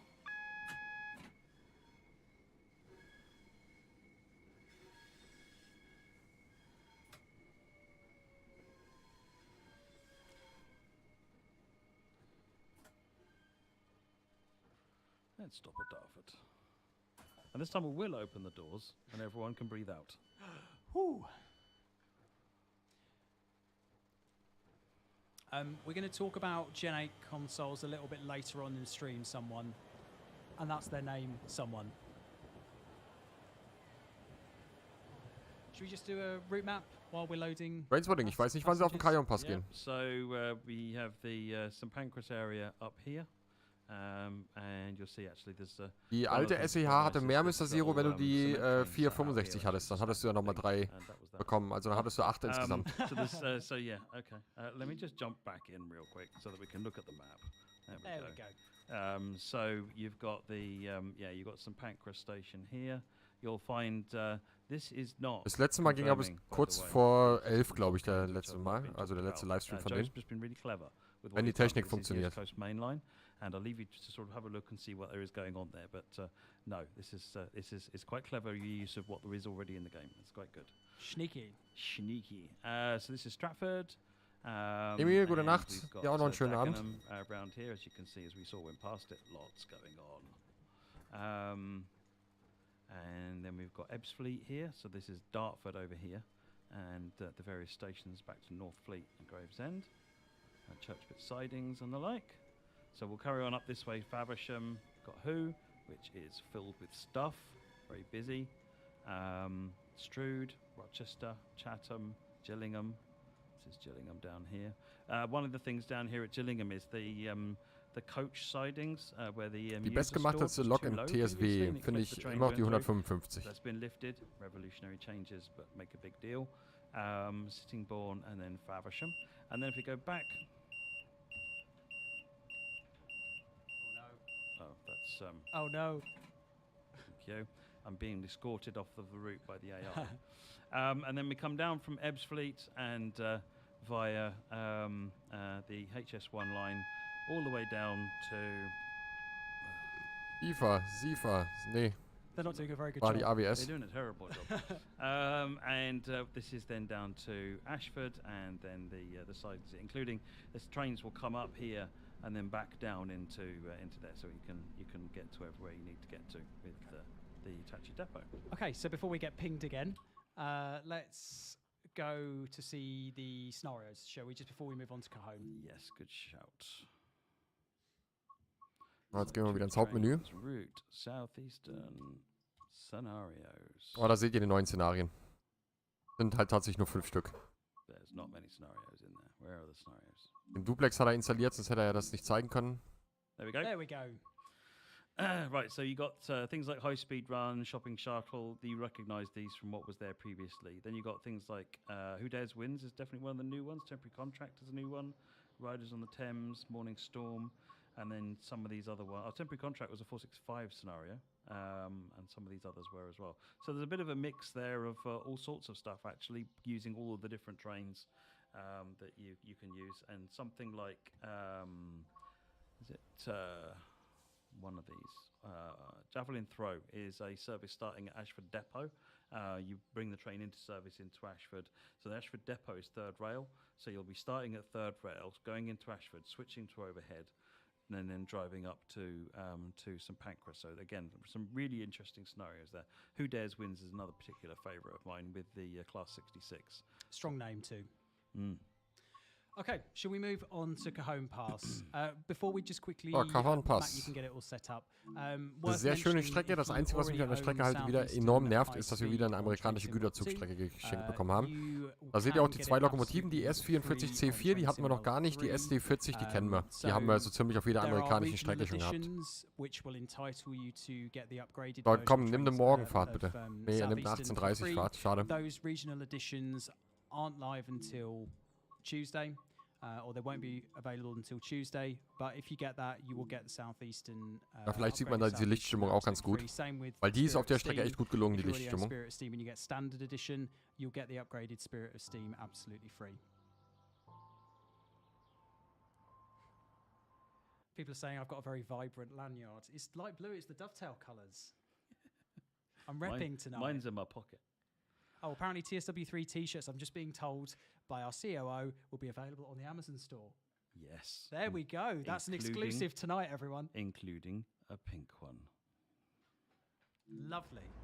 Okay, let's go Cajon Pass. Cajon Pass, welcome to Victorville. Let me do a quick look at the route first. So up here we have got the epic Barstow and lots of stuff going on there. We then proceed down via Victorville, where we are here now. We go to Frost, where the crossover happens, via Hesperia here, and down via Summit, which is here, and then down the various tracks. So this is track 3, this is the steep one, and this is the really interesting mountain range, as you can tell from the way it wiggles all the way around the track. Very interesting stuff going on there. And then we come down into San Bernardino, and San Bernardino features all 3 working yard areas here that you can use here. This is generally auto racks down here, generally containers up here. So lots of stuff going on throughout the route.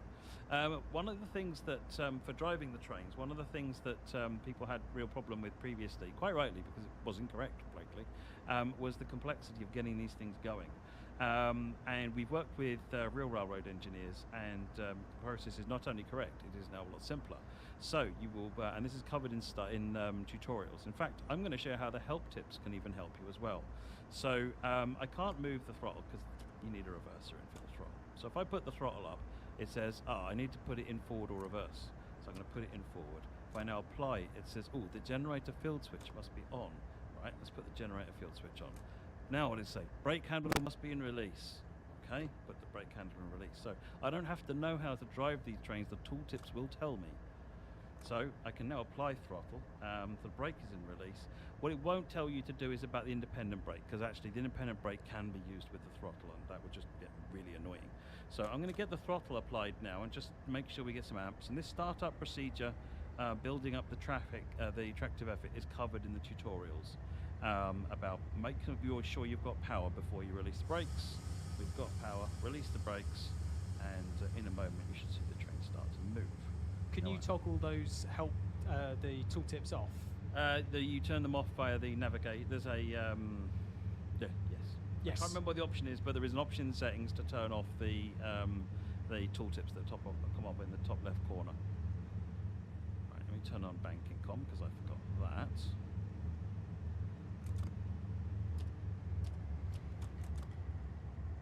So similarly to the Southeastern section, we have a little bit of pre-record for you to show you at various different points of this descent. We're going to do the downhill to San Bernardino, and then we're going to do a very, very short section of a very powerful train.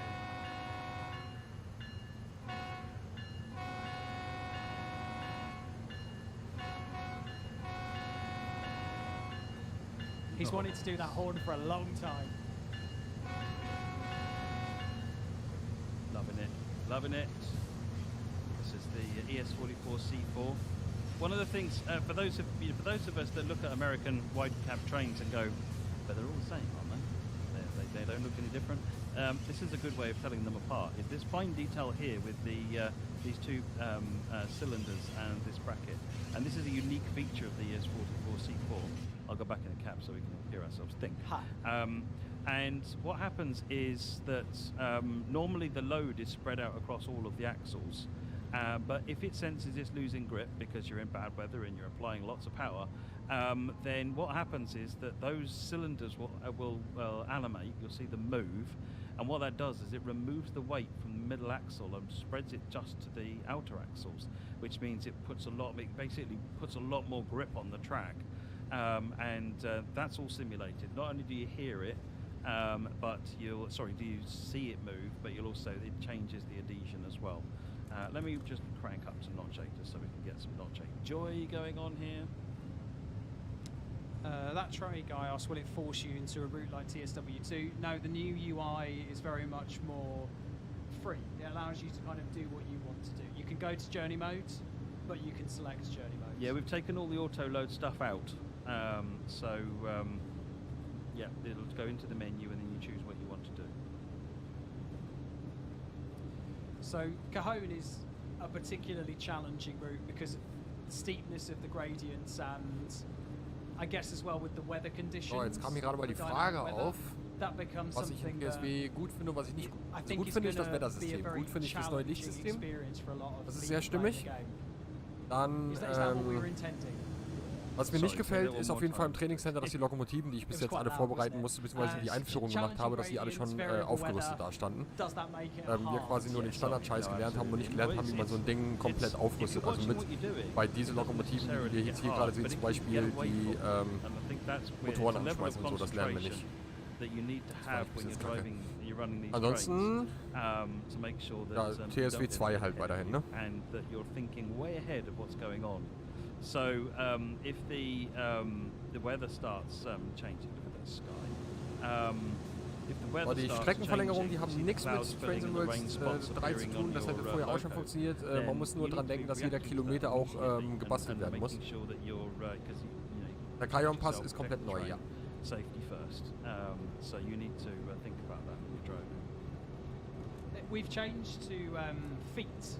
Der Cajon Pass, der hat, glaube ich, 132 Kilometer, also 90 Meilen kommt da ganz gut hin, ja. Nicht ganz.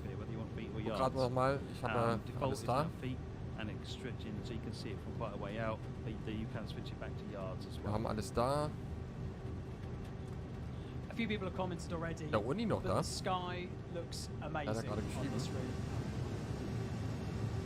Übernimmst du die Fahrpläne jetzt nach Trains in World 2? Kann ich da weiterhin Werbung machen?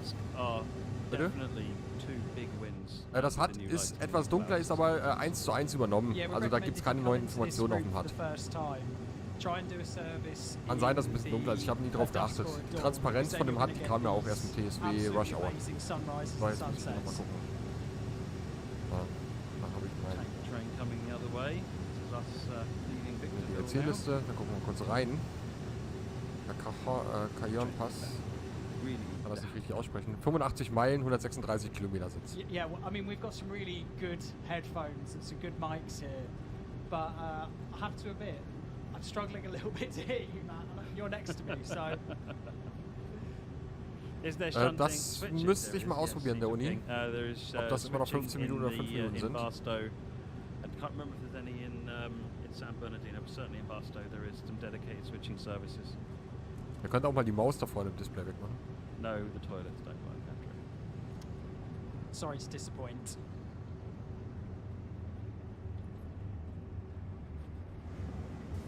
Die Sicherungssysteme, die haben bei den Einleitungen tatsächlich teilweise eigene Einführungen bekommen. Also LZB, AFB auf jeden Fall.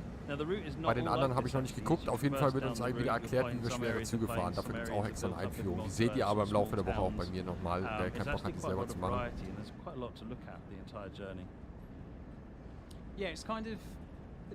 So, also der Uni bestätigt gerade nochmal die Fahrpläne von Trains in World 3. Die gehen mit.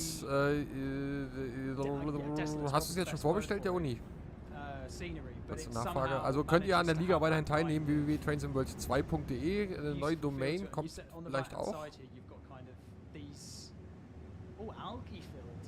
Ich hatte da ja mal ein bisschen geteasert an der Stelle, um uns einen kleinen Vorteil zu verschaffen, beziehungsweise dir in diesem Fall, Uni. The team have done a really good job of capturing these natural areas. Just to, again, they're trying to call out, you know, there is a lot of variety, but it's not necessarily big, obvious variety. So they've wanted to capture the subtlety.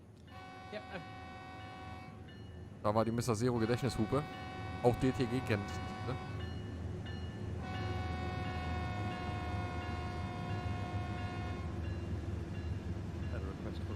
Okay, I was about to speak and I thought you pressed it deliberately, so I didn't speak. So good idea. A couple of people have asked length of the route, 85 miles, 130 or 136 kilometers from Barstow to San Bernardino. So a long route. Wenn euch jetzt mal auffällt, ihr habt auf der rechten Seite oben die Signale und die nächste Geschwindigkeitsbeschränkung. Wir sind in den USA nicht mehr bei Yard, sondern das Ganze wird jetzt in Meilen, also in Fuß angezeigt. In Meilen sag ich schon. Ja, Meilen sowieso, aber in Fuß wird das jetzt angezeigt. Also da auch nochmal eine kleine Änderung gegenüber Trains in World 2, die eigentlich nicht so relevant ist. Summit, which is we haven't even reached Summit at this point. So you'll definitely get there's a variety of different services cut in a load of different ways, or you can do entire journeys if you want to do entire journeys. It is a really fun ride. One of the trains we've got, I'm going to show it once we do this journey, is we've got our first train with mid power. So that's what they call a 422. It's got 4 locos at the front, 2 in the middle, 2 at the back. And that's a 15,000 ton train, and that's going uphill. So all of these trains have been configured based on the BNSF horsepower per ton regulations. And that train required 8 locomotives. Ja, also für alle von euch, die ein bisschen einfacher auf die Liga-Homepage kommen wollen, die der Uni da zusammengebastelt hat, für die ich ja schon längere Zeit Werbung mache, die auch immer in der Beschreibung meiner Videos mit drin ist. www.trainsandworld2.de oder ihr benutzt ab sofort tsw3.de. Funktioniert auch. Da hatte ich ja extra angeteasert. Da wusste der Uni aber schon ich glaube vor allen anderen Bescheid, dass sowas kommt, um einfach einen Vorteil zu verschaffen. Bevor irgendjemand anders sich irgendwelche Domains hier sichert. Habe ich mal akut mitgedacht. So we're just passing. This is Frost. So Frost is really interesting because we now switch over, and the reason for this we'll come to and get to it, but we're now switching over to the point that die sieht schon sehr geil aus. 3, we are going to be left line running. Now, most of the time America runs right line, which what we've been doing up to now. But for a little bit of the way here between Hesperia or Frost and Summit, we actually run on the other track. And that I'm not going to lie, that caused a bit of confusion for the team. Ich habe im ICE in Fulda nichts mitbekommen. When you look at videos and things, they're not quite where the trains aren't. Why is that train on the wrong track? And it's not the wrong track. It's Uni, jetzt darf ich es raushauen. Jetzt darf ich es erzählen. Wenn einer nachfragt von DTG, du gehörst einfach zum Ramagani-Team und fertig. So. A couple of people have asked us their Union Pacific. Give us about 15, 20 minutes maybe, and we'll show you some few bits and pieces. We will answer that question. We will answer that question.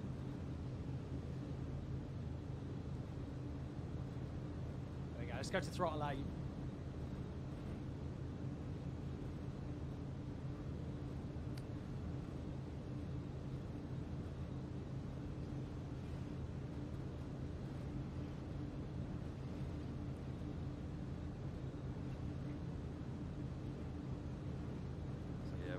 We're just about coming up to Hesperia. Matt, at what point would you like us to go to the some of the pre-recorded stuff while we progress a little bit further down the route? Let's do some pre-record now, actually, so that we can see that we can sit and watch the downhill side of it once we get there. Okay, yeah. Well, so we have another 10 minutes. Pizza-Geschichte, die ist noch harmlos. Ich habe das mal in Mannheim erlebt, dass der ICE 20 Minuten warten musste, weil da eine Truppe eine Kiste Bier beim Dönerladen bestellt hat. Show you some more fun stuff. We're going to show you a couple of pre-recorded bits. We're going to start off in Barstow Yard, and hopefully we'll be able to hear ourselves think. So here we are in Barstow Yard, and some of these shots are just looking at the TMD. This is all from service mode, or majority of this is service mode. Some of this is from scenarios. So you can see that the depot the yards are full of a wide variety of freight cars and locomotives dotted around. Guten Appetit, Mr. Zero. Look at that lighting. Das ist das, was ich sage. Also vom Licht ist das wunderschön geworden. Ne? Just realized what I said there. In den ganzen, also das passt auch so richtig, die Stimmung. Those are the new maxi stack freight cars with the containers. And this is one of the enormous yard areas inside Barstow. The freight yard fills up and empties at various points. In der Wüste kann man ja Bahnhöfe bauen, da hat man ja Platz. And this is the SD40-2 in the essential pumpkin livery. I love this livery, so good. It is good, isn't it? It's so good to get BNSF in Train Sim World. Oh, in my game, the rain just started. Oh, it's very dark. We're going to leave you as a little bit of on tenterhooks, and hopefully it'll be like that one there. So this is a really fast flyover of Barstow Yard, just to give you an idea of the sheer scale of it. And also the variety. It's not just one yard with just a ton of tracks in it. It's actually all these different facilities and sidings and loops and so forth going on there. So it's absolutely phenomenal facility, all fully represented, fully accessible as well. And then this is from one of the scenarios. This is just another flyover of a maintenance depot. Bisschen schade ist, dass wir halt auch mal dieselben Lokomotiven mitgeliefert bekommen. Jetzt mal die ES44 ist eine neue, aber vom Typ her dasselbe. So here we are at Victorville. This is where we just started actually in the in-game session. And so Victorville's a cement plant.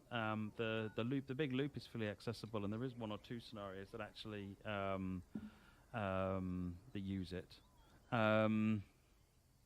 Können bei DTG schon auf ihre Lizenzen, können sie echt stolz sein. Muss man erstmal hinkriegen. This train would be heading for San Bernardino. The goal here was to film a meet, and I got the timing wrong. So, die SBB-Lizenz war mal kurzzeitig weg. Aber guckt euch mal die Länge von den Zügen an. Das ist natürlich was haben wir auf europäischen Strecken gar nicht, ne? So yeah, this is Victorville. It's a cement plant. The lightning is going mad on my route now.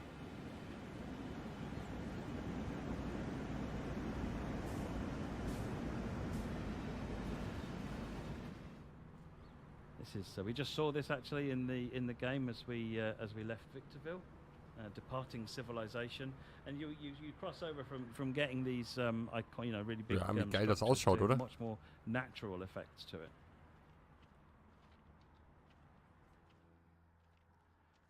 And then again, we just passed some of this. So this is the Packs and Frights Züge haben hier auch wieder. Haha, da hast du das falsche Display eingeleuchtet, mein Freund. So sorry, we wanted to just cut quickly into that one because we wanted to show a bit of the lightning and the. Jetzt kommen die Blitze. As we said, this is a random thing, so we kind of have to jump in as and when. Habe ich ein sehr schönes neues Playlist-Thumbnail auch zusammengebastelt. Das kriegt ihr dann morgen um 10 zu sehen. Da ist für euch ganz wichtig, die Playliste heißt jetzt nicht mehr Trains in World 2, die heißt jetzt nur noch Trains in World und da gehen die Trains in World 3 Videos mit rein, weil wir jetzt ja quasi nur noch von DLC sprechen. Da wird sich dann morgen das Thumbnail ändern von der Playlist und dann könnt ihr dort beruhigt bei Folge 446 weitermachen. 445 ist ja heute online gekommen, wo ich ganz stolz drauf bin, dass ich Cane Creek, die 3 Aufgaben da endlich durch habe. Da waren wir 320 Minuten unterwegs insgesamt. In 3 Teilen. Und die Cane Creek ist echt übel. Als Content Creator da ein Let's Play von zu machen.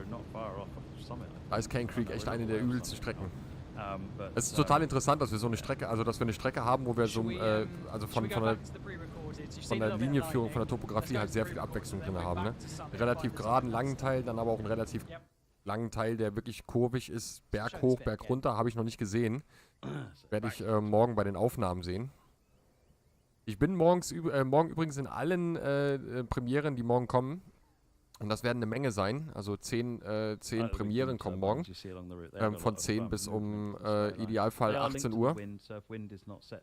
Und da werde ich bei allen auch live im Chat mit dabei sein. Wie gesagt, mein Ziel war es, am Anfang wollte ich alle Einführungen morgen machen und dann jeweils jede Strecke einmal zeigen in einem Let's Play. Habe mir dann überlegt, ich mache aber zu jeder, also die Streckeneinführung zu jeder Strecke, mache ein Fahrzeug zu jeder Strecke und mache danach dann jeweils das erste Szenario. Und ab übermorgen geht es dann gewohnt weiter mit Szenarien, beziehungsweise da werden wir noch ein paar Einführungen sehen, weil Einführungen sind schon ein paar dazugekommen. All the cement wagons, so it's limited use, but there is die italienische Strecke mit dem AGW würde ich auch sofort nehmen. Der AGW ist also absolut einer meiner Lieblingszüge, die wir in Europa rumfahren haben. Here's where we get to the more rugged terrain. The kind of the natural beauty of the scary beauty, I guess, of the mountains. Oops. Cutting through some. I think Matt's having a little bit of a challenge driving at the moment, so I'm just keeping an eye on it. So, relativ. Guck mal hier hinten, da ploppen die Wagen auf.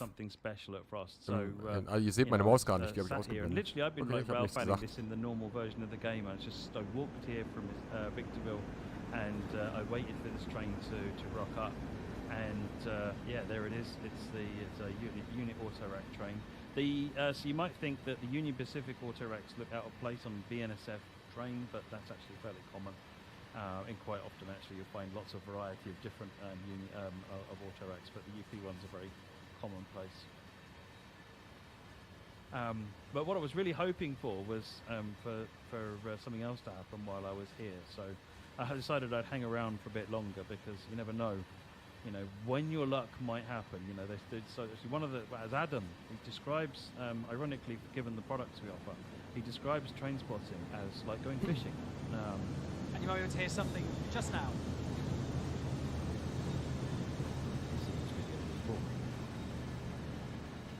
So that was what I was hoping for, was a bit of train over train. And, der IC1 wird auf anderen Strecken nicht nutzbar sein, Apollo. 3 or 4 times in the timetable, I think, that happens during the day. Just while we're on timetables, 102 services for Cajon Pass, and those, as we talked about, are quite lots of variety of different services. Matthias fragt, ob über mich das Spiel kaufbar ist. Ich gucke gerade mal nach, ob das über mich machbar ist. Sorry, just a second. Ja, tatsächlich, mit 36% Rabatt bekommt ihr das. Über den Link in meiner Videobeschreibung, MMOGA, bekommt ihr es aktuell für 28,99 als Steam Key. Für PlayStation, Xbox weiß ich nicht. No, it's not the same train passing over itself. That's two trains, one going to Barstow, one going to San Bernardino. Also wer es noch nicht gekauft hat, der gerne über den Link in meiner Videobeschreibung. ES44C4 layering onto San Patch Grade. At the moment it's not layering onto anything else. Leider nur für PC Steam-Version verfügbar da. Aber für 28,99 aktuell im Angebot. Das ist ein richtig fetter Rabatt.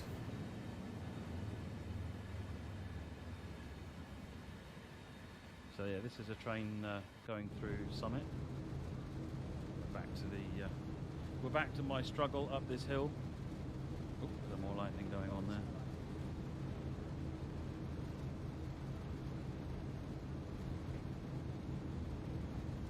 We haven't even made it to Summit yet. We're struggling a bit. This is a heavy train. Ich finde die Güterstrecken, ich finde die nicht schlecht. Ich finde auch die Aufgaben teilweise oder das was oder das Fahren da ist sehr anspruchsvoll. San Patch Grade, bestes Beispiel. Das, was mich daran einfach nur stört, ist, wir haben zu viel davon.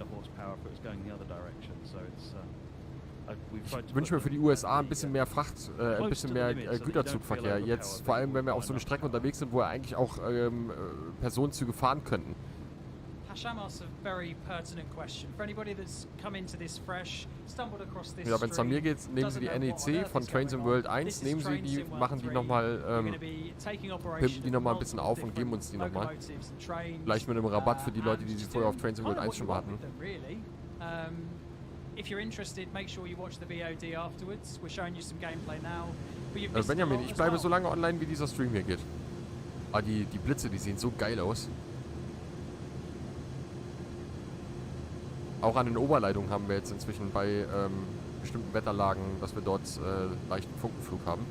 And it feels a lot darker as well. The nights seem to feel a lot darker.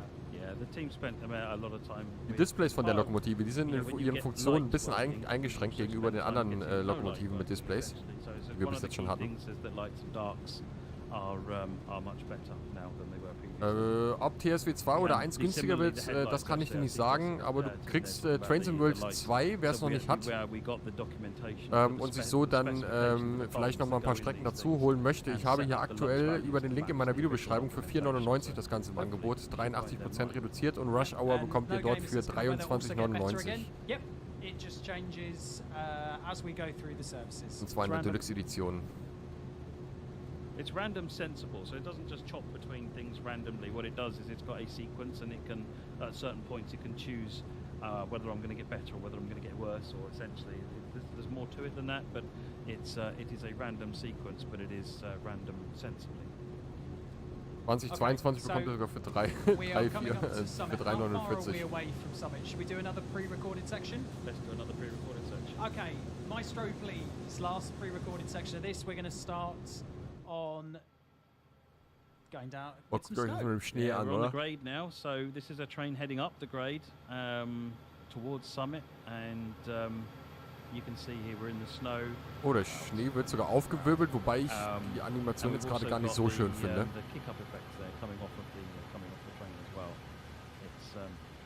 Mini-Flausch gerade im Hintergrund, Schnee ist toll. The snow lifts up. It raises now. It's like it's laying the snow more, so you'll see you can't see the sleepers anymore because they are actually buried under the snow. Sieht schon gut aus. Sie haben halt dran gedacht, dass der Schnee aufgewirbelt wird, aber es sieht irgendwie richtig schön sieht es nicht aus. Das sieht nicht dynamisch aus. Das sieht aus, als hätten sie da einen Layer drüber gelegt und fertig. Fehlt mir so ein bisschen die Dynamik. Oh, guck mal hier.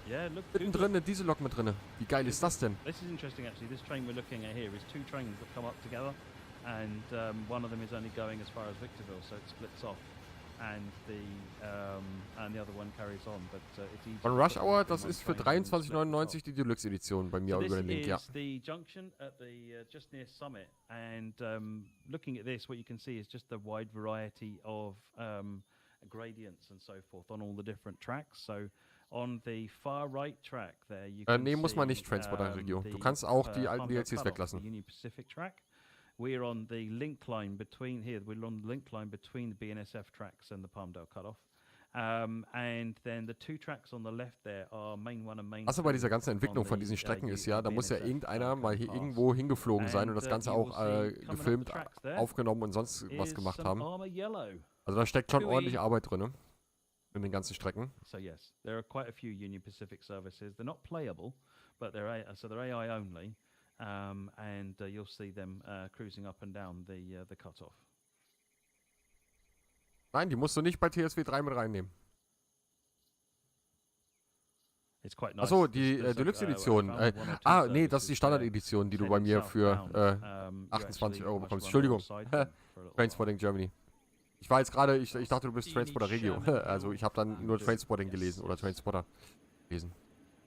As with all of the other kind of layers, you'll need the content Entschuldigung. to make it work.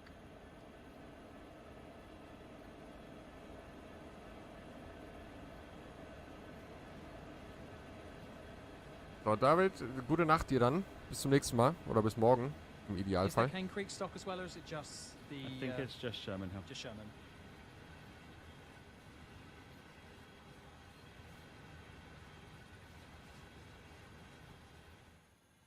There we go. This is basically facing in the other direction. So this time Summit is ahead of us rather than behind us. Guckt euch an, wie klasse das ausschaut mit den Zügen. You can see another UP train. This time is heading in the other direction.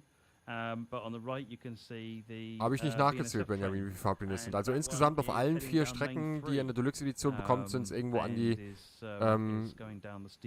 4000 Fahrplanfahrten, die ihr dann habt insgesamt. Yep, and some people are asking about layers with Gen 8.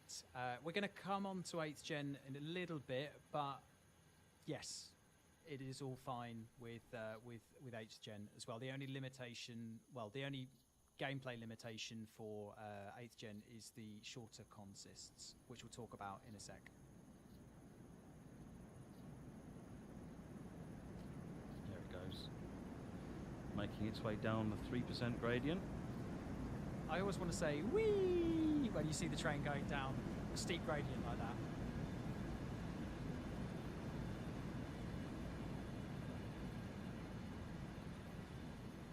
And that's that. Lovely. Back to some gameplay. Where are we at, Matt? I think we've made Summit. Yeah, Summit's just down here. So we're still struggling our way along the line in the dark.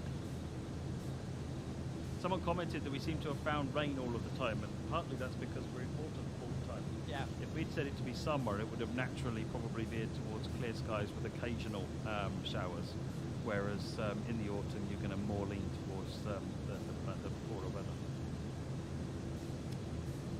CSX Riverline Catches has asked, how big is Cajon Pass? It is 85 miles. Yep. BR Class 376. I am not an NPC in this game. I wish I were, but I'm not. There might be a few that look a little bit like me, but I don't think there's any that are inspired by me. No. One thing that is, I can't remember how you use it at the moment, but the distance counter is now working. On here as well. Also, das Distance Counter don't working. Also kein Zuglängenmesser. But the distance counter is there. It was missed out, Sherman Hill is there now. Yeah, Cajon Pass looks stunning in the snow, strike overall, and quite surprising. But actually, if you look at it, you find that Cajon Pass has a really varied look about it. It's not just a yellow route. You know, it's you can easily mistake it for being a desert route, when it's not actually. It's in the spring it gets very green. Some traffic.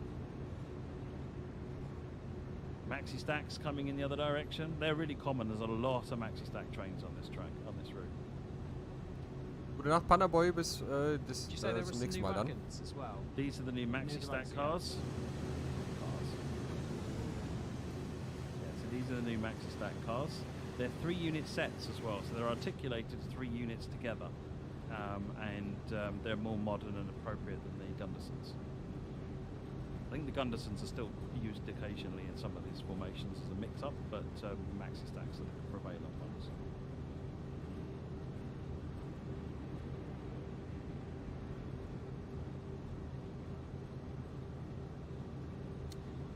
Thelonious asked, do any other freight cars from other routes show up? No, there's no substitution on freight cars. There is still a challenge where substitution means that cargo weights disappear, cargoes disappear. So definitely pink containers, Emma. Definitely pink containers. Gute Nacht, Apollo.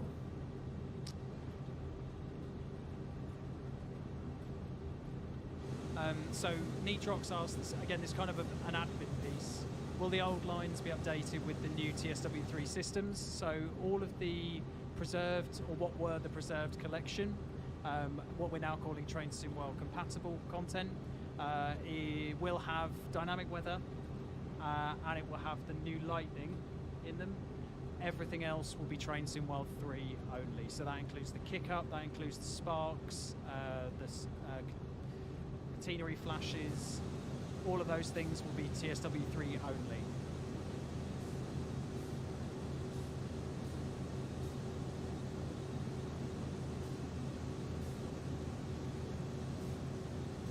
Almost looks like the clouds starting to go away. You can almost see something that resembles light out there. No umbrellas either, I don't think, on old content. No. Because they're to do with the new passenger... We have to switch again. We have to switch. Benjamin, ohne CD ist immer besser. CDs würde ich heutzutage von abraten. We're not making any promises on that. There's always been sparks for wheel slip to show if you spin the wheels. What happens is it kind of tries to simulate the degree of the wheels getting hotter, and eventually they'll start sparking like crazy. That's been there for quite a while. It's still there. Paul, Jessica's asked a good question about VO, voiceover. We've done all new voiceover for the tutorials, haven't we? I think we might have shown that in the training centre live stream. Possibly. But all of the voiceover is new. Did you do any of it? No, I didn't. We got professionals to do it, and they've done an amazing job. There's some really, really interesting people that have done them as well. So the American voiceover artist played Vesemir in The Witcher. Oh, well, that's news to me. That's exciting. And the lady that did the training centre over voiceovers is actually something of a celebrity on Restreame auch an dich. Gute Nacht. Voiceover stuff. So yeah, there's some really cool names, some really cool voiceovers, lots of variety. There's 5 different voiceovers in it because we've redone Spirit of Steam as well. So it's no longer me. That's now an authentic Liverpudlian accent. Sounds really awesome. Oh, I love the Scouse accent. So yeah, it's there's some really cool voiceovers, and again, there's a lot more tutorials in there, and they've all been redone. And go and play the tutorials, enjoy the voiceovers; they're really good. And the Cajon Pass voiceover is tremendous. Sadly, hence it's no Sean Bean this time.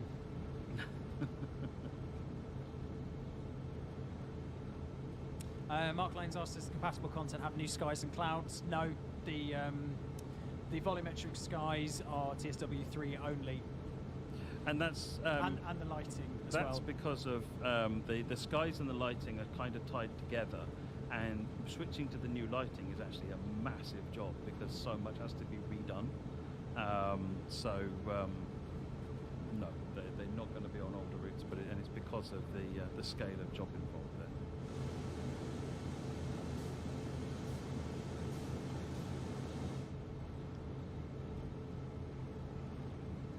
I was kind of hoping it would brighten up so we could see something, but I wonder actually if it's worth switching over to the other service now so we can see something.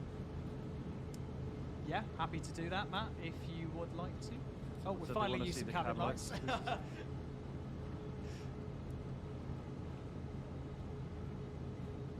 don't know, driving with cab lights on. I want to see outside the window. Derek's asked, the cars waiting at level crossings, is that for all routes or is that just for TSW3 or is it just for Southeastern? It will certainly not be for anything prior to TSW3. I don't know whether or not. I think it's been added to Cajon Pass. There are no crossings on Chasm. Quiet Fox asked, will TSW3 have a Game Pass discount on launch? It will be on Game Pass. So you'll be able to get Standard Edition on Game Pass. Right, let's switch over now and start out of San Bernardino with the the big 422 service. The big boy. Not that big boy. Oh, don't say that.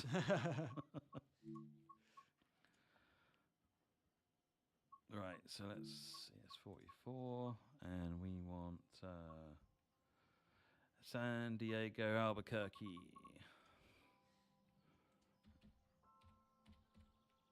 And it is 5-04. So San Bernardino to the summit. We're not going to do all of it, don't worry. What we'll do is we'll make this in... Haben wir eine Morgenfahrt, das ist sehr schön. And we'll give it light cloud. And we'll see where the dynamic weather takes us in the summer. I've asked Matt where your big pink pointer is. It's not my PC. They won't allow me to change the mouse pointer. Everyone say boo. Right. 14,500 tons, 96 vehicles. Let's do some banking comm. We need that. We ain't going anywhere. Let's do the generator field. We'll put Immerhin wissen sie, warum sie die SD40 nicht zeigen. We'll release the brakes. Independent brakes will remain on. Brake cylinder still says 72. We'll give it a couple of notches of power, and proof power comes on okay. Sounds like it. There we go. Generating tractive force. Release the brakes. Can we hear the bell? Yes, absolutely. You know it's my favourite.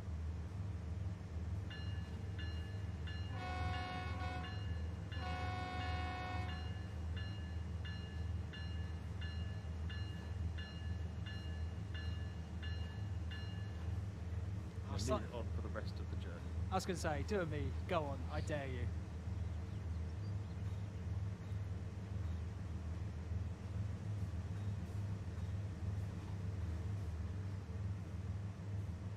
There we go. Everything's released. We're slowly taking power. This is a heavy old train, and we're starting on a 1.2% gradient. So we're actually in San Bernardino. We're down in this area here, and we will go through the container yard, past the station, and on up out. So let's just have a fly down this console so you can see what we've got here, because we've got the grain train.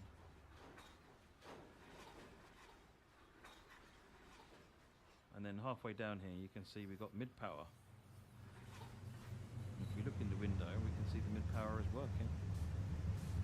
As far as in a 3 camera will probably help. Let's do that so we don't have to chase the train. So yeah, this is the first time we've done mid-power, so yeah, happy to see that working. And it's not artificial either. The train requires 8, and rather than having a 4 plus 4, it's more appropriate to spread some power in the middle and ease the load on the couplers. So you can see the green bar just about in there. So we are taking power on the middle. This is not DPU. We don't have a DPU system, the distributed power unit system. That's a more complex thing to simulate, but this kind of is our nod to DPU, and there's the trailing locos on the back there, and they'll be delivering power as well. And this train will make it up. You'll be doing about 22 miles per hour maximum, for probably actually average out at 22 miles per hour for the entire way up, which is about reasonable. Don't be afraid if you're going slow when you're on these runs, because these trains are not meant to go fast, but also it'll just balance out as it speeds up. Losing speed doesn't mean you're going to stop. It just means you're finding its new balance point for the power to gradient that you're on. Oder hier klicken verabschiedet sich auch. Wir hören uns morgen. Rob's asked an interesting question. Have we had to do anything out of the ordinary for distant scenery? So making sure it's always visible, decent detail, LOD, that kind of thing. Ja, ungünstig, dass das ja mitten in der Woche ist. Looking at distant scenery and LODs. It's mostly just about configuring it and making sure it's set correctly. Otherwise than that, we haven't done anything different. But it's been more about a focus of checking the configuration. It's easy to get wrong. We're going through the intermodal facility now, Jack. Well, we will be as soon as we get around this corner.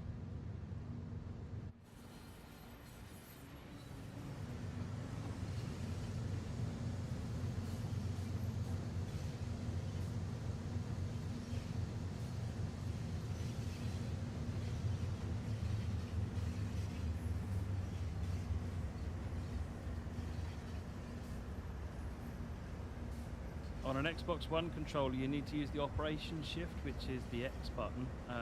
Hold that down and then do the horn again, and you'll get the other horn.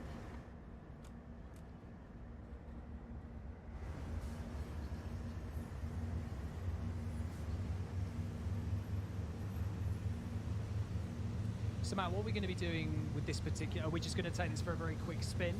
Yeah, I think so. Yeah? So take this, yeah.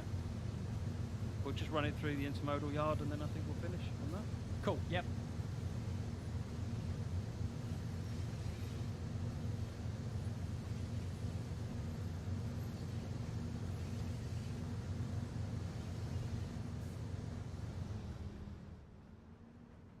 Fuß oben, das ist einfach nur umgeändert jetzt von Jahr zu Fuß.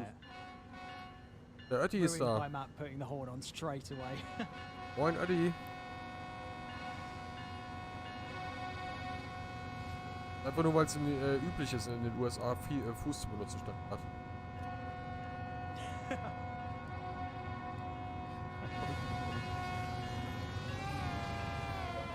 Oh, Konzert. Horn, wow, that's a loud horn.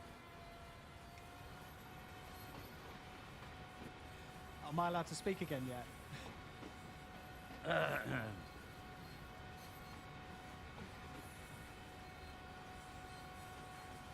Yeah, the horn is stuck.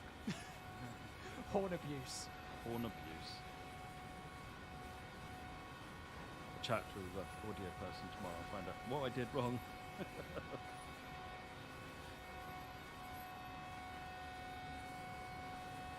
Well, you know, you're the bell. I did not. Ich glaube, dir wird langweilig gerade. Ja. Oh God. I mean, the Doppler effect seems to work for it, but... Und dann geht das Stream doch gar nicht, dass da einem langweilig werden könnte. Huh. It's all good. It's all good.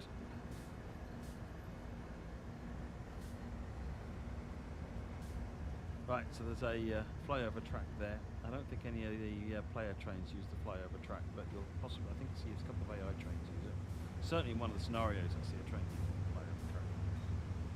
Let's have a look at some freight cars. So this is the BNSF boxcar.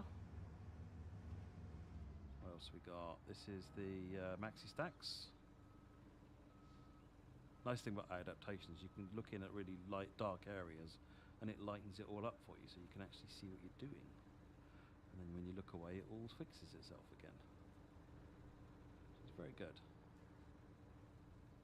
These are the bulkhead cars. Wasn't me, I didn't do it. Ganzen Wagen hier gezeigt. Ich finde das ja immer noch Wahnsinn mit den doppelten Containern aufeinander, ne?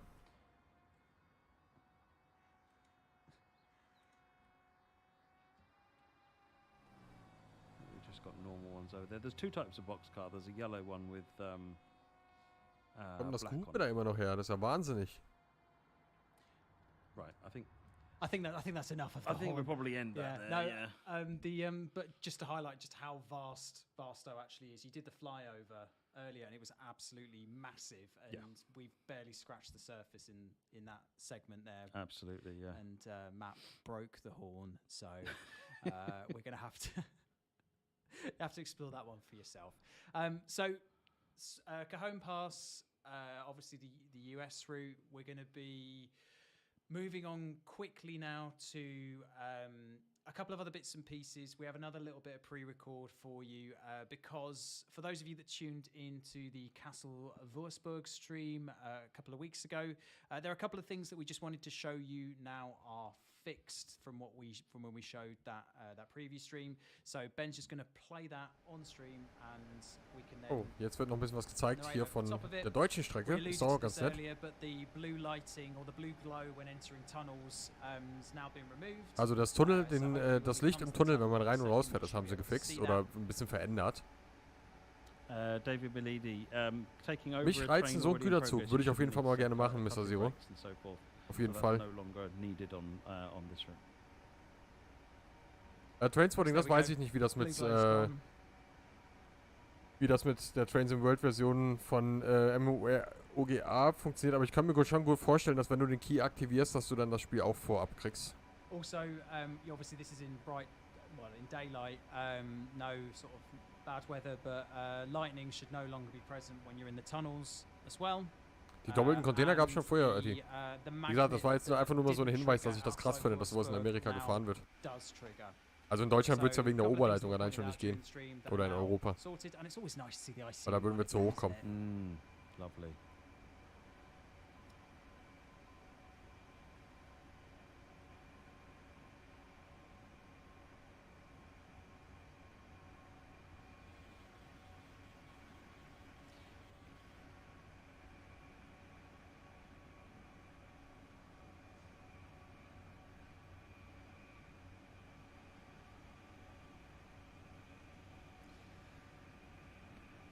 And just let's go out of the tunnel and we'll go back to face cam, shall we? Yay, some nice light adaptation.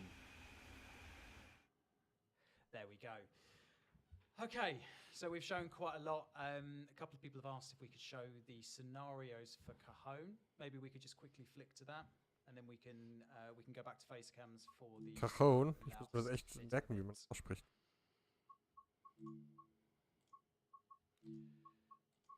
There we go, 6 scenarios. The 6th one is a free switching So, also 6 Szenarien haben wir. Von 1 Stunde 5, also einmal über eine Stunde und, oder, ne, 4-mal über, annähernd eine Stunde. Also werden wir da auch wieder ein bisschen länger unterwegs sein, aber nicht so übertrieben wie bei Cane Creek, das ist schon mal nett. Okay. So, let's talk 8th gen, 9th gen, because within the article today that we released, there is a section on 8th gen and 9th gen and what you can expect if you are playing on PS4 and Xbox One versus what you might see if you're playing on a PC, Xbox Series X or S or PS5. So they're the 9th generation consoles, PS4, Xbox One, and what we call 8th generation consoles. So we've been testing throughout the Train Sim World 3 process. We've been testing across all the different platforms. Yep.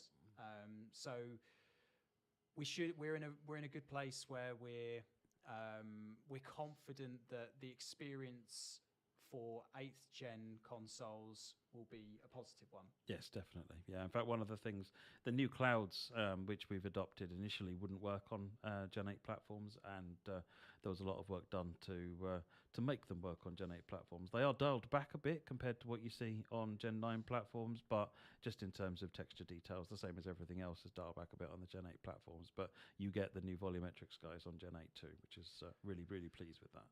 Absolutely. So in terms of the limitations that you might expect if you are on 8th generation consoles, there's not actually that many. When I read the list earlier, I was like, oh, okay, this is really good. So in terms of the train length, as we've seen on previous US freight routes, the train length is limited to 100 wagons on 9th gen and 50 wagons on 8th gen.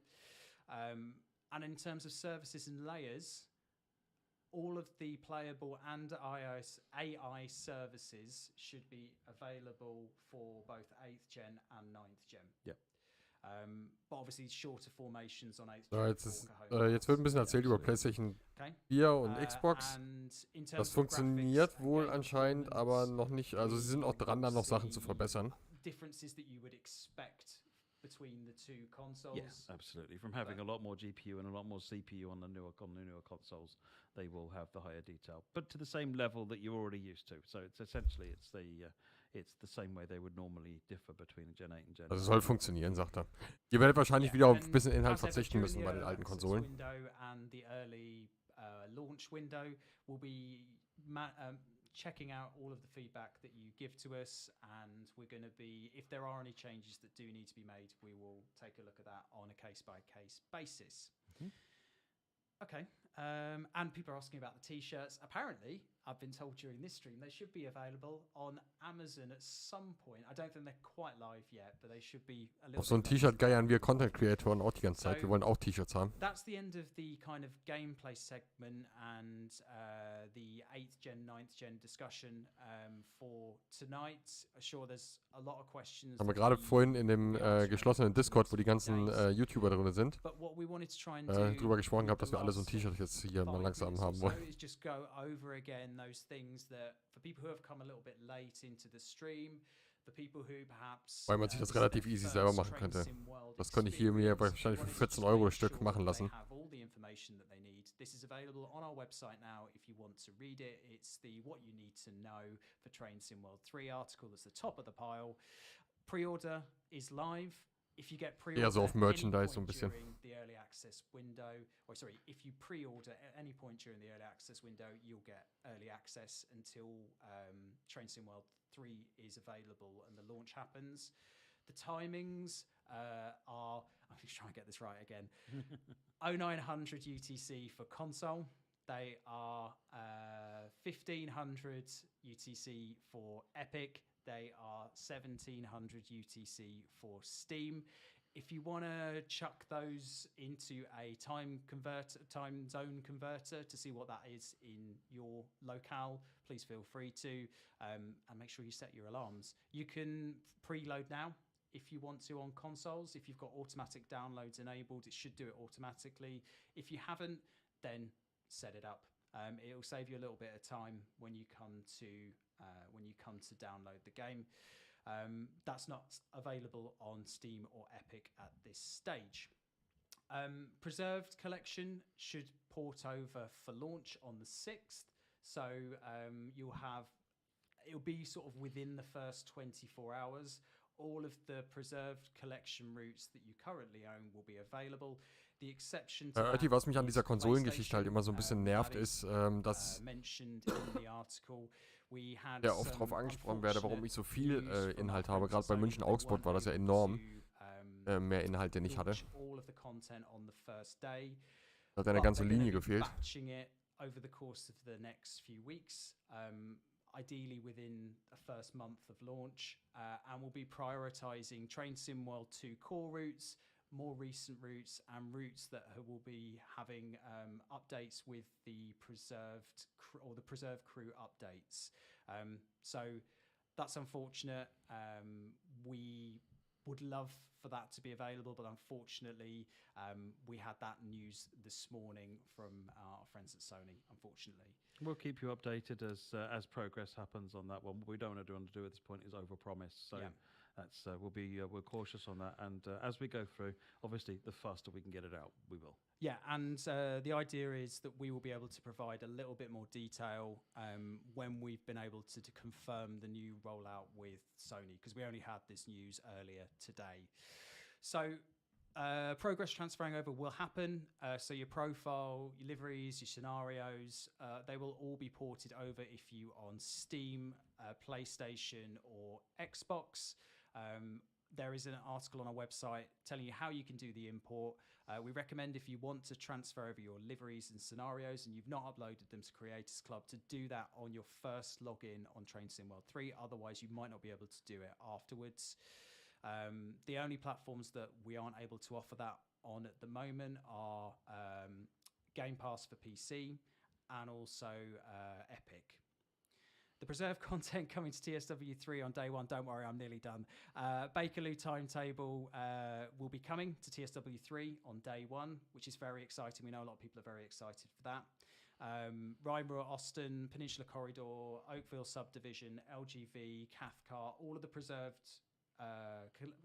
crew, preservation crew even, updates that we've promised on the roadmap will be coming to TSW3 on day one. I think that's pretty much covered everything. And the transfer can only profile transfer can only happen from the same console to the same platform to the same platform. So you couldn't go from PS4 to PS5.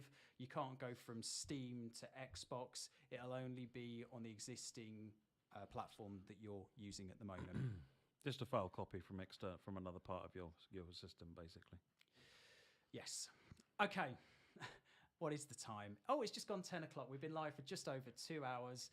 And I think that takes us to 12 hours before early access is available for console. So it feels like a very good opportunity to leave it. As I mentioned before, pre-order is live if you want to. If you've liked what you've seen tonight, then feel free to jump in.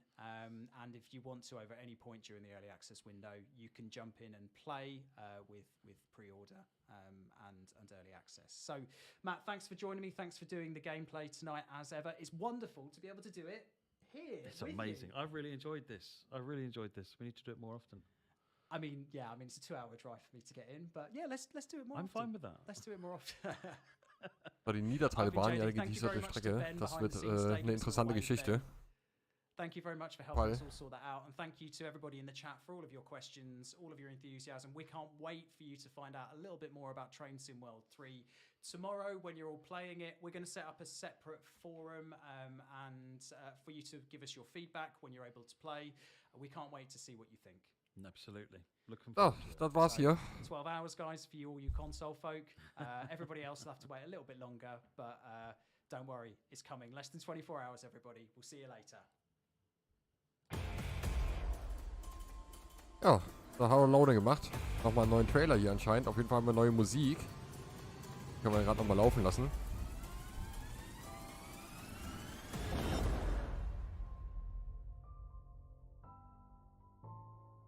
Diese Menümusik, ich liebe sie ja, ne?